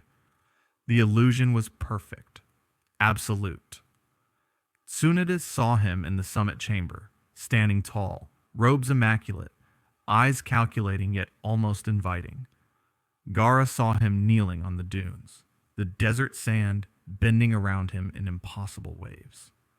Even pirate captains, floating in open seas, glimpsed the figure suspended in the sky, a calm smile cutting through the chaos. Aizen's voice did not shout, but it did not need to. It filled every mind it touched with clarity, chilling, undeniable, and yet mesmerizing. You cling to systems, to hierarchies, to laws born of fear and habit, he said, words carrying weight far beyond the airwaves. And yet these structures fail. They crumble under ambition, chaos, and the simplest lapse of perception. Every leader felt it differently. Tsunade stiffened. Gaara's grip on his sand tightened. The Raikage's fists twitched, and pirate captains blinked at the audacity of the thought that a single being could address them all at once. Yet none could deny the resonance. The voice was not coercion, not direct command, but the subtle pull of inevitability. It lingered in their minds, compelling them to consider what he proposed, even as they resisted.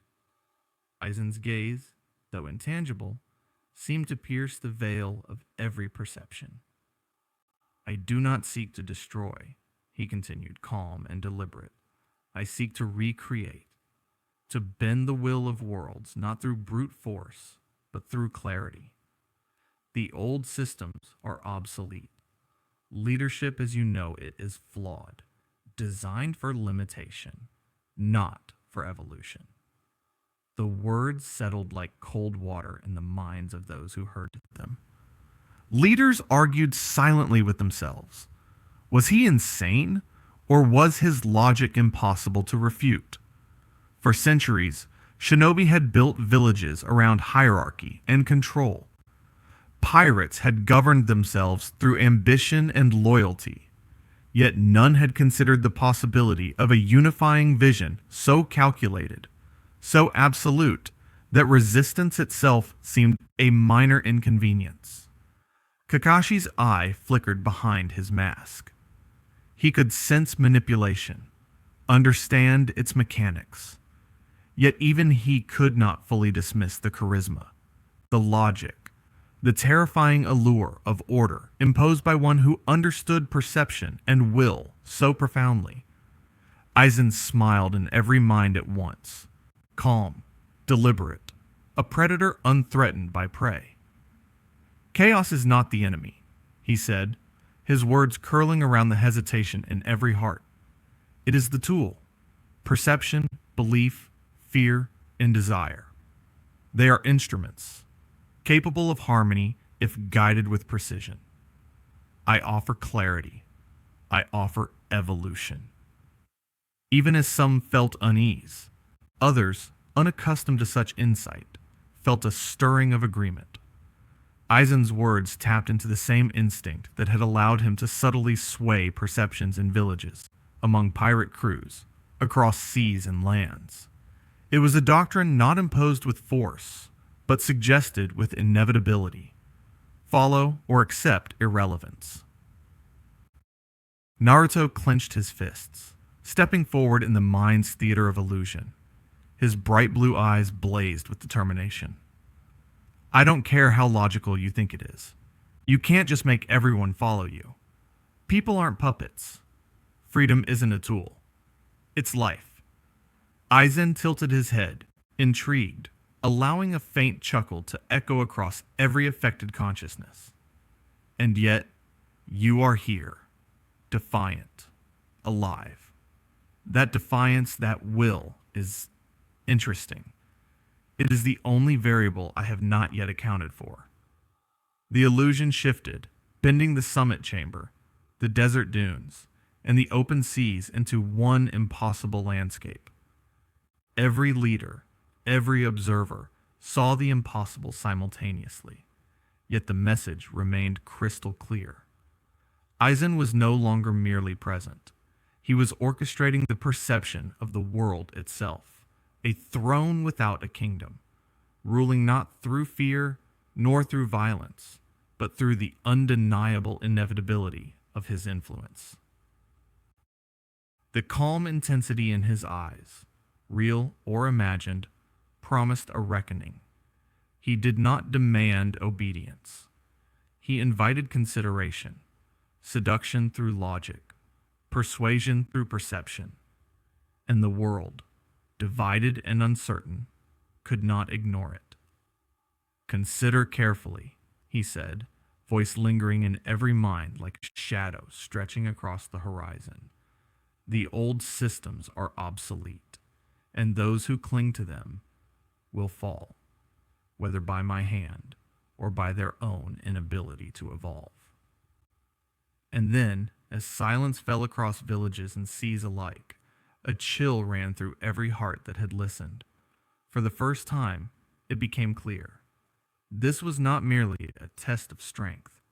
This was an experiment in ideology, perception, and obedience on a scale no one had ever imagined.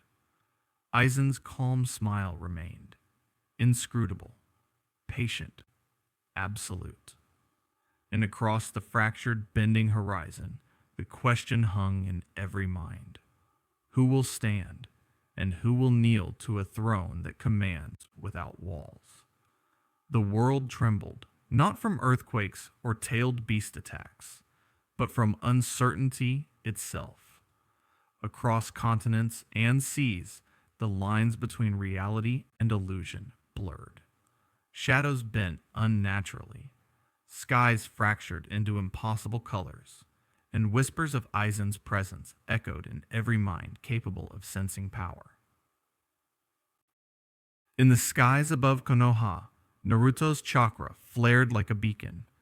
He leaped from fractured outcropping to fractured outcropping, sensing the distortions that defied logic, the subtle warping of perception that made even the most experienced shinobi hesitate. Beside him, Kakashi adjusted his stance, sharing and tracking nuances no one else could perceive. Far off, on rolling ocean waves, Luffy's laughter cut through the tense air as he stretched, observing distortions that made the horizon bend like molten metal. His instincts screamed danger, yet he could not shake the thrill. Something about this opponent defied all logic, and yet it made him feel alive in a way that raw combat never had. On the edges of forests, mountain passes, and hidden valleys, other shinobi and pirates alike struggled to distinguish friend from foe. Shadows moved independently. Voices whispered false truths, and illusions masqueraded as allies. Itachi moved silently among them, eyes cold, calculating, mentally dissecting Aizen's patterns, seeking cracks in his carefully constructed reality. Aizen, as always, stood apart. Or perhaps he existed everywhere at once, his presence a silent, omnipresent manipulation of perception. He had let the world watch, let the leaders argue, let the pirates and shinobi squabble. But patience was never indefinite. Now, the game accelerated. The restraints he had placed upon his influence, the subtlety, the restraint, the care, were loosening. Perception is malleable. Aizen's voice resonated simultaneously across the minds of those who dared to resist. Willpower can bend reality, but willpower alone is insufficient. Brute force may strike the body, yet the mind remains vulnerable. I am the arbiter between all three. Naruto's eyes blazed as he formed a Rasengan, but when he struck, the target shifted mid-attack. Luffy's fist, stretched toward an apparent shadow of Aizen, passed through nothing, yet he felt resistance, a pulse of unseen force, as if reality itself were holding him back. The battlefield, if it could even be called that, was fracturing under the weight of illusion, chakra, and haki alike. Kage from distant lands moved decisively, deploying entire armies, summoning beasts, and coordinating strikes across impossible distances. Yet every coordinated attack ran into subtle distortions, soldiers attacking where there were none, shadows appearing as reinforcements, illusions bending even the most disciplined formations. Panic and frustration spread faster than tactics or strategy. Aizen observed, ever calm, every failed assault, every hesitant movement, every flicker of doubt and fear was data. He was learning the limits of these worlds, mapping human resilience and perception in ways that transcended simple power. Itachi's presence near Naruto was a constant counterpoint, a silent shadow of analysis. He could detect inconsistencies, anticipate some of Aizen's illusions, and yet even he could not predict the master's next subtle move. Luffy roared, frustration mixing with exhilaration, as an illusion of the sea itself rose like a wall in front of him.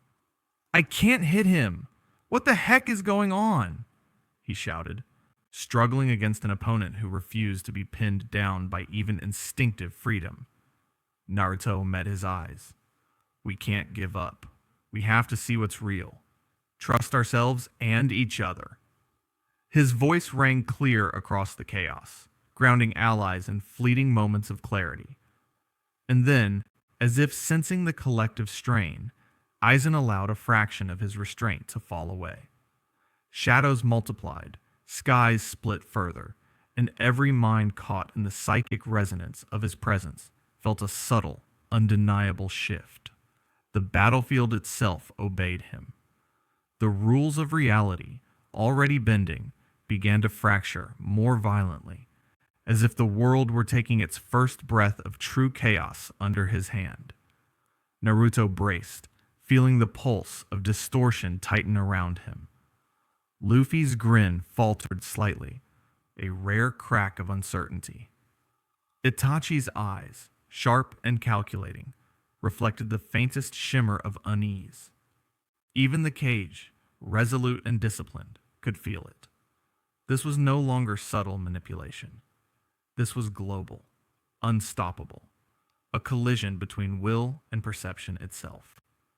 Aizen's calm voice floated through every mind, a chilling promise. The game has begun in earnest, and now you will see the cost of defiance. Across land and sea, shadow and light, the players froze, hearts pounding, as the first true test of reality itself unfolded. And in that frozen moment, a thought spread like wildfire through every mind still capable of sensing clarity. Aizen has shed another restraint. The world itself seemed to hold its breath, waiting for the first inevitable strike. The battlefield had become a war of minds, of perception itself. Illusions warped the horizon, fractured reality, and toyed with the instincts of even the most seasoned shinobi and hardened pirates. Yet amid the chaos, glimmers of clarity began to emerge.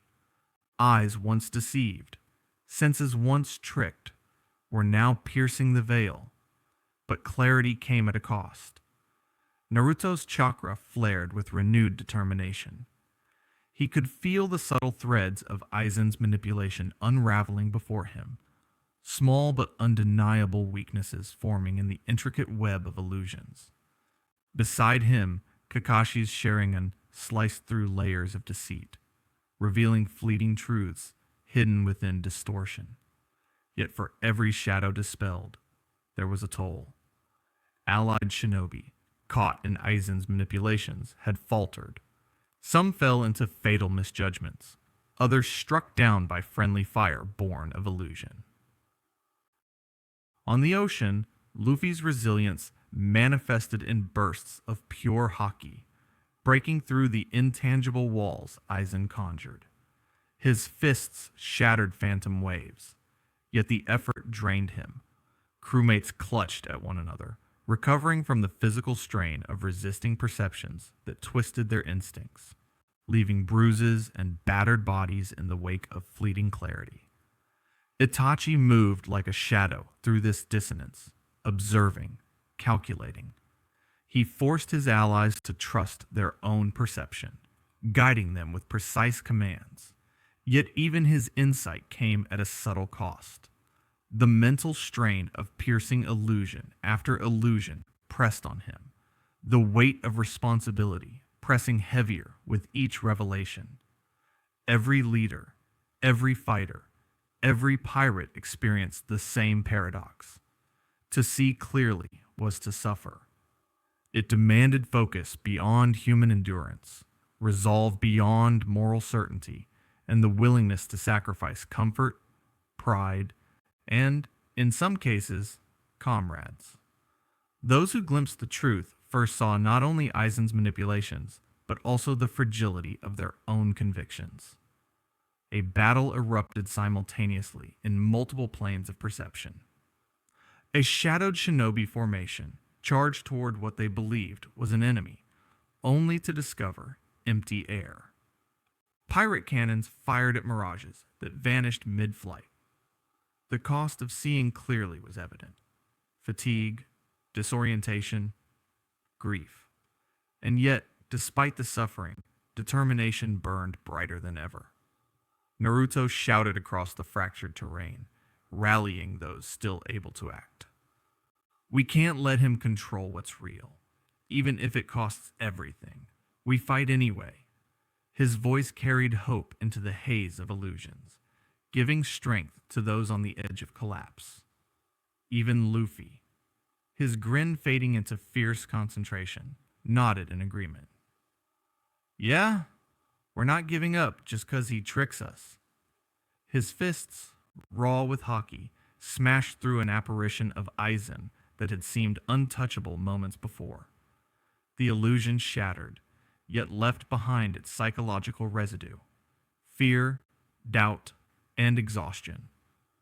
All around, leaders struggled with the heavy toll of insight. Cage councils crumbled. Generals collapsed under the pressure of endless layers of distortion, and soldiers, once disciplined, faltered in the face of a foe who could manipulate not only perception, but expectation itself. Those who endured carried wounds, not only on the body, but etched into the psyche, the memory of misjudgments and losses lingering like ghosts. Aizen watched it all, calm, composed, an unshaken presence amid the chaos. Every breakthrough, every act of courage, only made the pattern of his game more intricate. He did not intervene directly. He did not strike.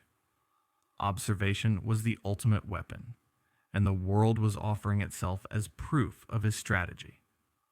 For a fleeting moment, he allowed a flicker of amusement to cross his face. The pain, the determination, the resilience, it was fascinating. And yet, even as he studied them, there was an undeniable truth. No one had yet truly reached him. None had broken through entirely.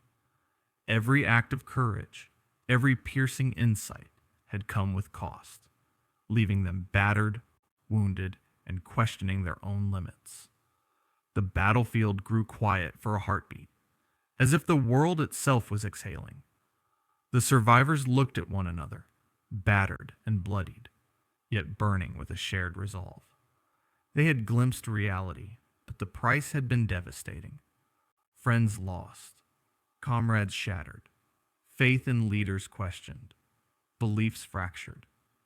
And in the distance, amidst shadows and shifting reality, Aizen remained, calm, untouched, unchallenged. For all the sacrifices, for all the breakthroughs, for all the resilience displayed, the master of illusions stood alone. A presence both terrifying and magnetic, watching, calculating, waiting. The lingering thoughts spread like wildfire through every mind still standing. Even when we see clearly, we are not ready to face him. And somewhere deep within that calm, calculating gaze, a single question lingered in the air, unspoken yet undeniable. Who will survive the next move? The air itself felt heavier, denser, as if reality were straining under its own weight. Across the horizon, landscapes bent and twisted in impossible ways.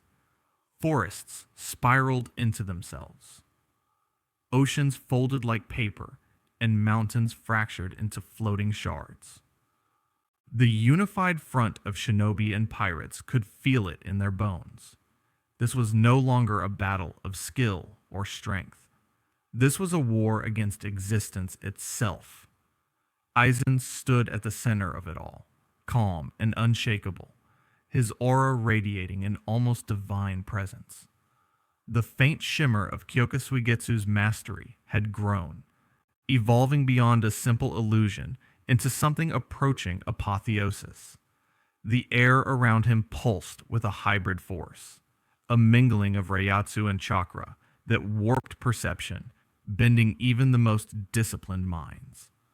Naruto's eyes narrowed, his chakra flaring to counteract the distortions. Beside him, Kakashi issued rapid commands, guiding both shinobi and allied pirates in coordinated maneuvers. Yet, even with strategy, even with raw will, the world itself resisted their attempts at cohesion. Fists passed through shadows, Rasengan spiraled into illusions, and the very ground shifted beneath their feet, as though Aizen were testing not just their strength, but their sanity. Luffy roared, stretching toward a distorted apparition of the mastermind, Haki flaring like a beacon of resistance. But every strike he landed only altered the terrain further, creating ripples that threatened to engulf his own allies. He gritted his teeth, frustration and exhilaration mixing, understanding for the first time the magnitude of the opponent before him. Itachi, silent as always, moved through the chaos like a shadow navigating a storm. His Sharingan pierced through multiple layers of illusion, revealing fragments of truth. But even he could not see fully. Even he understood that the closer they got to Aizen, the more the world itself would bend in opposition. The cage and pirate captains worked to coordinate attacks, but missteps multiplied. Soldiers misjudged distance, cannons fired at nothing, and illusions made even the most disciplined formations crumble. The pressure of perception, of maintaining clarity amidst total distortion, forced the strongest to make impossible decisions, advance and risk annihilation, or retreat and risk letting Aizen's influence grow unchecked. Aizen's voice echoed across fractured reality, calm, deliberate, and chilling. Your resistance is commendable, yet futile. Willpower alone cannot stabilize a world that is unprepared for evolution. Perception bends. Belief fractures. Fear spreads. And through it all, I remain constant. The existential weight of his presence pressed on every mind. Comrades fell, either physically or mentally, unable to withstand the strain. A shadowy illusion of friends turned on them. Forests shifted into mazes. Seas rose and fell like sentient waves. Every step forward demanded a sacrifice. Concentration, energy, even fragments of the self. Naruto's voice cut through the storm, a beacon amid chaos. We don't fight for illusion. We fight for what's real, even if it costs everything. His resolve ignited sparks of clarity in those around him, but even he could feel the strain. Each act of focus burned through chakra. Each moment of clarity left him vulnerable to the relentless mental assault. Luffy, panting, sweat and blood mixing with the salt spray, barked a laugh tinged with desperation. I don't know what's real or fake, but I know I won't stop. Not now. Not ever. He charged again, haki burning hotter, bending illusions just enough to carve a path forward. Itachi's eyes, however, betrayed the gravity of the moment. Even he recognized that the cost of breaking through Aizen's apotheosis could be catastrophic. One misstep, one misjudgment, and the fragile threads holding reality together could snap entirely. And then came the ultimate realization. No one could face this alone. Every alliance, every combined effort, teetered on the edge of collapse. The battlefield had become not just a test of strength, but a crucible of sacrifice. Every act of clarity demanded a personal toll, injury, exhaustion, or even sanity itself. Aizen's calm smile remained, omnipresent, almost godlike. The question now is simple, he said, voice resonating like the pulse of the world itself. Do you choose freedom at the cost of everything, or survival under the shadow of my order? Across shattered forests, fractured mountains, and distorted seas, the living froze. Every mind capable of comprehension understood the stakes. A choice loomed before them, a decision that would define not only their fate, but the fate of the worlds themselves. And somewhere, unseen but omnipresent, Aizen waited. The world teetered on the edge of collapse, every heartbeat echoing with tension, every breath a fragile reminder that the boundary between life and illusion had begun to dissolve. Someone must make a choice, freedom or survival. The silence before that decision stretched impossibly long, a prelude to the cataclysm that only Aizen could orchestrate. The world had become a canvas of fractured realities. Oceans defied gravity. Forests stretched into impossible dimensions, and the sky cracked with colors no eye had ever seen. Yet amid this chaos, Two figures stood at the center of resistance. Naruto, the embodiment of relentless will, and Luffy, the unyielding spirit of freedom. Side by side, they faced a presence that had bent perception, broken resolve, and tested the limits of every mind it touched. Aizen, he appeared composed, as if untouched by the madness unfolding around him. Kyōka Suigetsu's subtle distortions shimmered faintly in the air, threads of his manipulation weaving across dimensions, blending reality with illusion. The power he wielded was staggering. Yet the most terrifying aspect was not strength. It was ideology. Aizen did not merely seek conquest. He sought to remake understanding itself. Naruto's fists glowed with chakra, but he did not rush forward. He studied Aizen as he always did, sensing the layers beneath the surface. "I won't let you reshape the world your way," he shouted, voice echoing across the fractured horizon.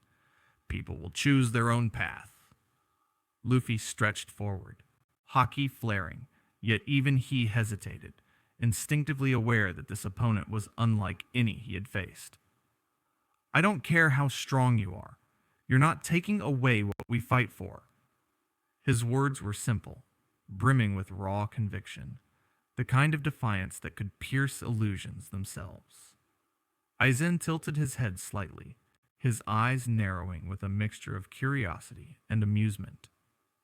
"Such determination," he said, voice like silk over steel. "You cling to freedom, to choice, to the chaos you call life. Yet do you not see the fragility of your convictions? The world bends under its own uncertainty, and I am simply revealing its truth." The clash was not of fists or jutsu at first. It was of ideas.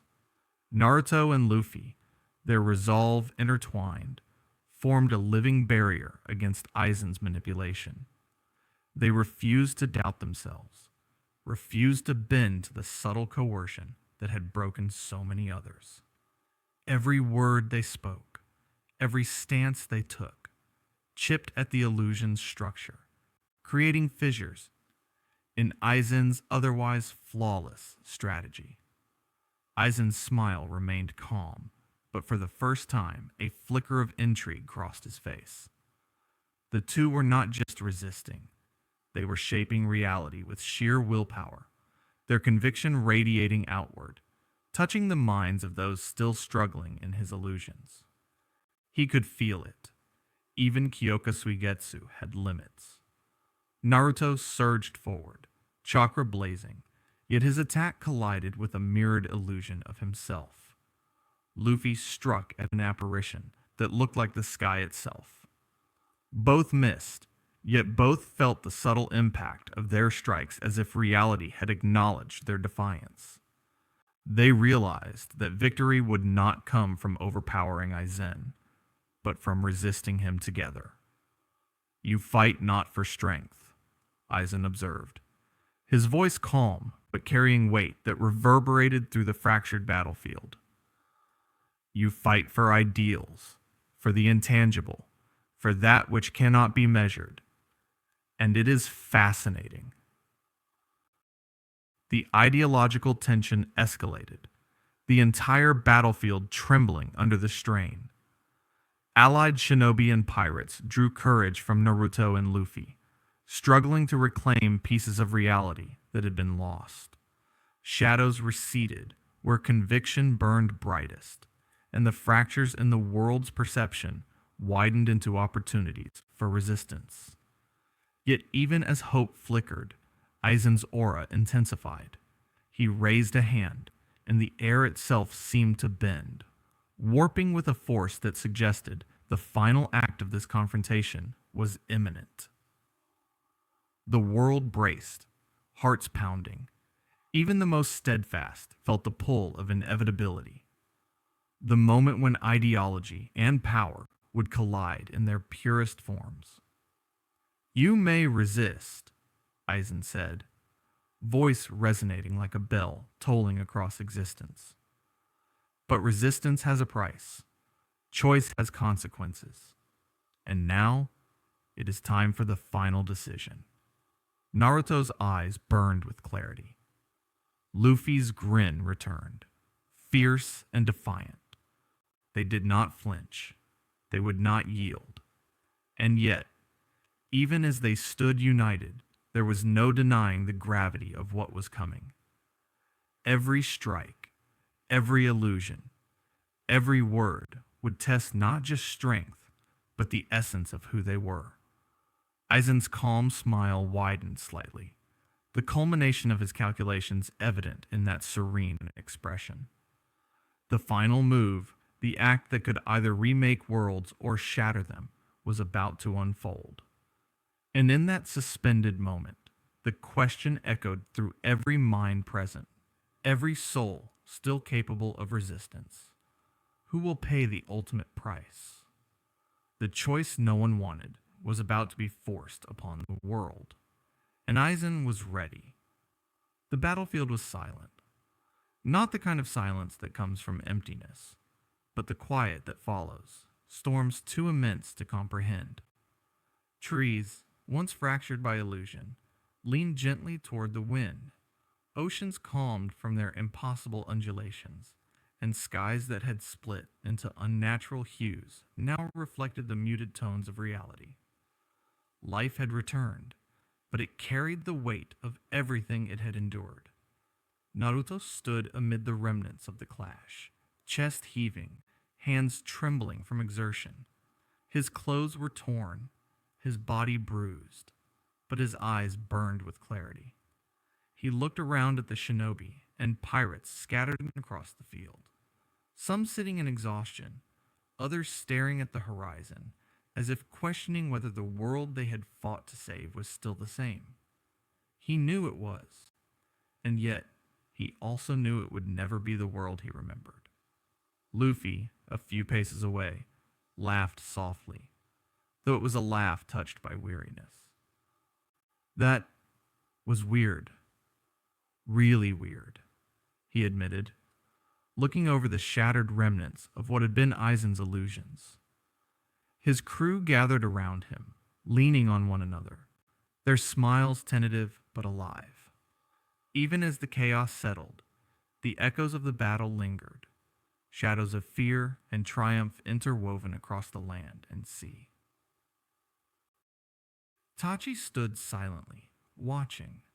His Sharingan, now at rest, had pierced countless layers of deception.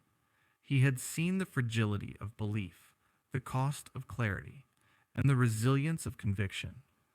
Yet even he sensed the subtle pulse that remained in the world, a lingering presence that refused to be fully extinguished. Aizen's influence had been challenged, curtailed, but the perfect stillness of victory eluded them. Around the world, villages rebuilt. Fires were extinguished, rubble cleared, and the wounded treated. Cage councils reconvened, their discussions quieter now, tempered by the recognition of what they had just survived. The political games continued, but beneath them ran a current of humility, a respect for the forces that had reminded them of both their limits and their potential. Some leaders sought reconciliation, others reform, and a few remained haunted by what they had glimpsed in the illusions, visions that hinted at futures that could still be twisted if vigilance faltered. Even Luffy's pirates had felt the weight of the ordeal. The freedom they prized now seemed more precious than ever, tinged with the realization that even the strongest resolve could be tested by forces beyond comprehension. Bonds were reinforced in the silence, trust forged in the fires of shared struggle. Yet, beneath the laughter and camaraderie, unease lingered. No one could forget the man who had toyed with reality as if it were nothing more than a child's plaything. Naruto walked among the survivors, speaking quietly to those he could reach. Words of encouragement, reassurances of resilience, and reminders that hope was not easily extinguished passed from one fighter to another. Each interaction reinforced something essential. The battle had not been for survival alone. It had been for understanding, for the assertion that choice, willpower, and unity could shape reality even in the face of seemingly invincible manipulation. Aizen was gone from sight, yet the memory of him remained in every shadow, in every whispered question. Was he defeated or merely waiting? The subtle distortions he had left behind, imperceptible to most, hinted at unfinished threads. Observers with keen senses felt a pulse, faint but persistent, as if the man who had orchestrated chaos still lingered just beyond the edges of perception. Konoha's forests, the fractured seas of the pirate world, the rebuilt villages, all carried marks of the confrontation. Yet these marks were more than scars. They were reminders of resilience. Every hero, every fighter, every leader had been tested not only in body, but in ideology. They had glimpsed the consequences of unchecked ambition, and in doing so, had discovered the depth of their own convictions. Even as calm returned, the collective awareness of the worlds had shifted. People spoke in hushed tones, not just of victory, but of what they had witnessed and survived. Bonds had been forged, alliances tested, and the landscape of trust irrevocably altered. Yet the question lingered like a shadow cast long after sunset. What becomes of a world that has seen beyond its own reality? Naruto and Luffy shared a brief glance, a mutual understanding passing between them. They had fought for freedom, for truth, for the right to choose, and though the victory was hard won, it felt incomplete, as though the story had only reached one of its many turning points. Far beyond sight, beyond sound, Aizen's presence whispered through the edges of reality itself. Not as a conqueror, not as a tyrant, but as an observer, a patient strategist waiting for the precise moment to test the world once more. Even in absence, he was a reminder that no victory was permanent, no reality immutable. And so the world, fragile yet alive, exhaled. Heroes tended to the wounded, pirates repaired their ships, and Shinobi rebuilt what had been broken. The illusion had faded, but the consequences endured, etched into the minds, bodies, and hearts of everyone who had survived. And in that quiet aftermath, one thought lingered in the minds of all who had faced him. Aizen may be gone, but has he ever truly been defeated?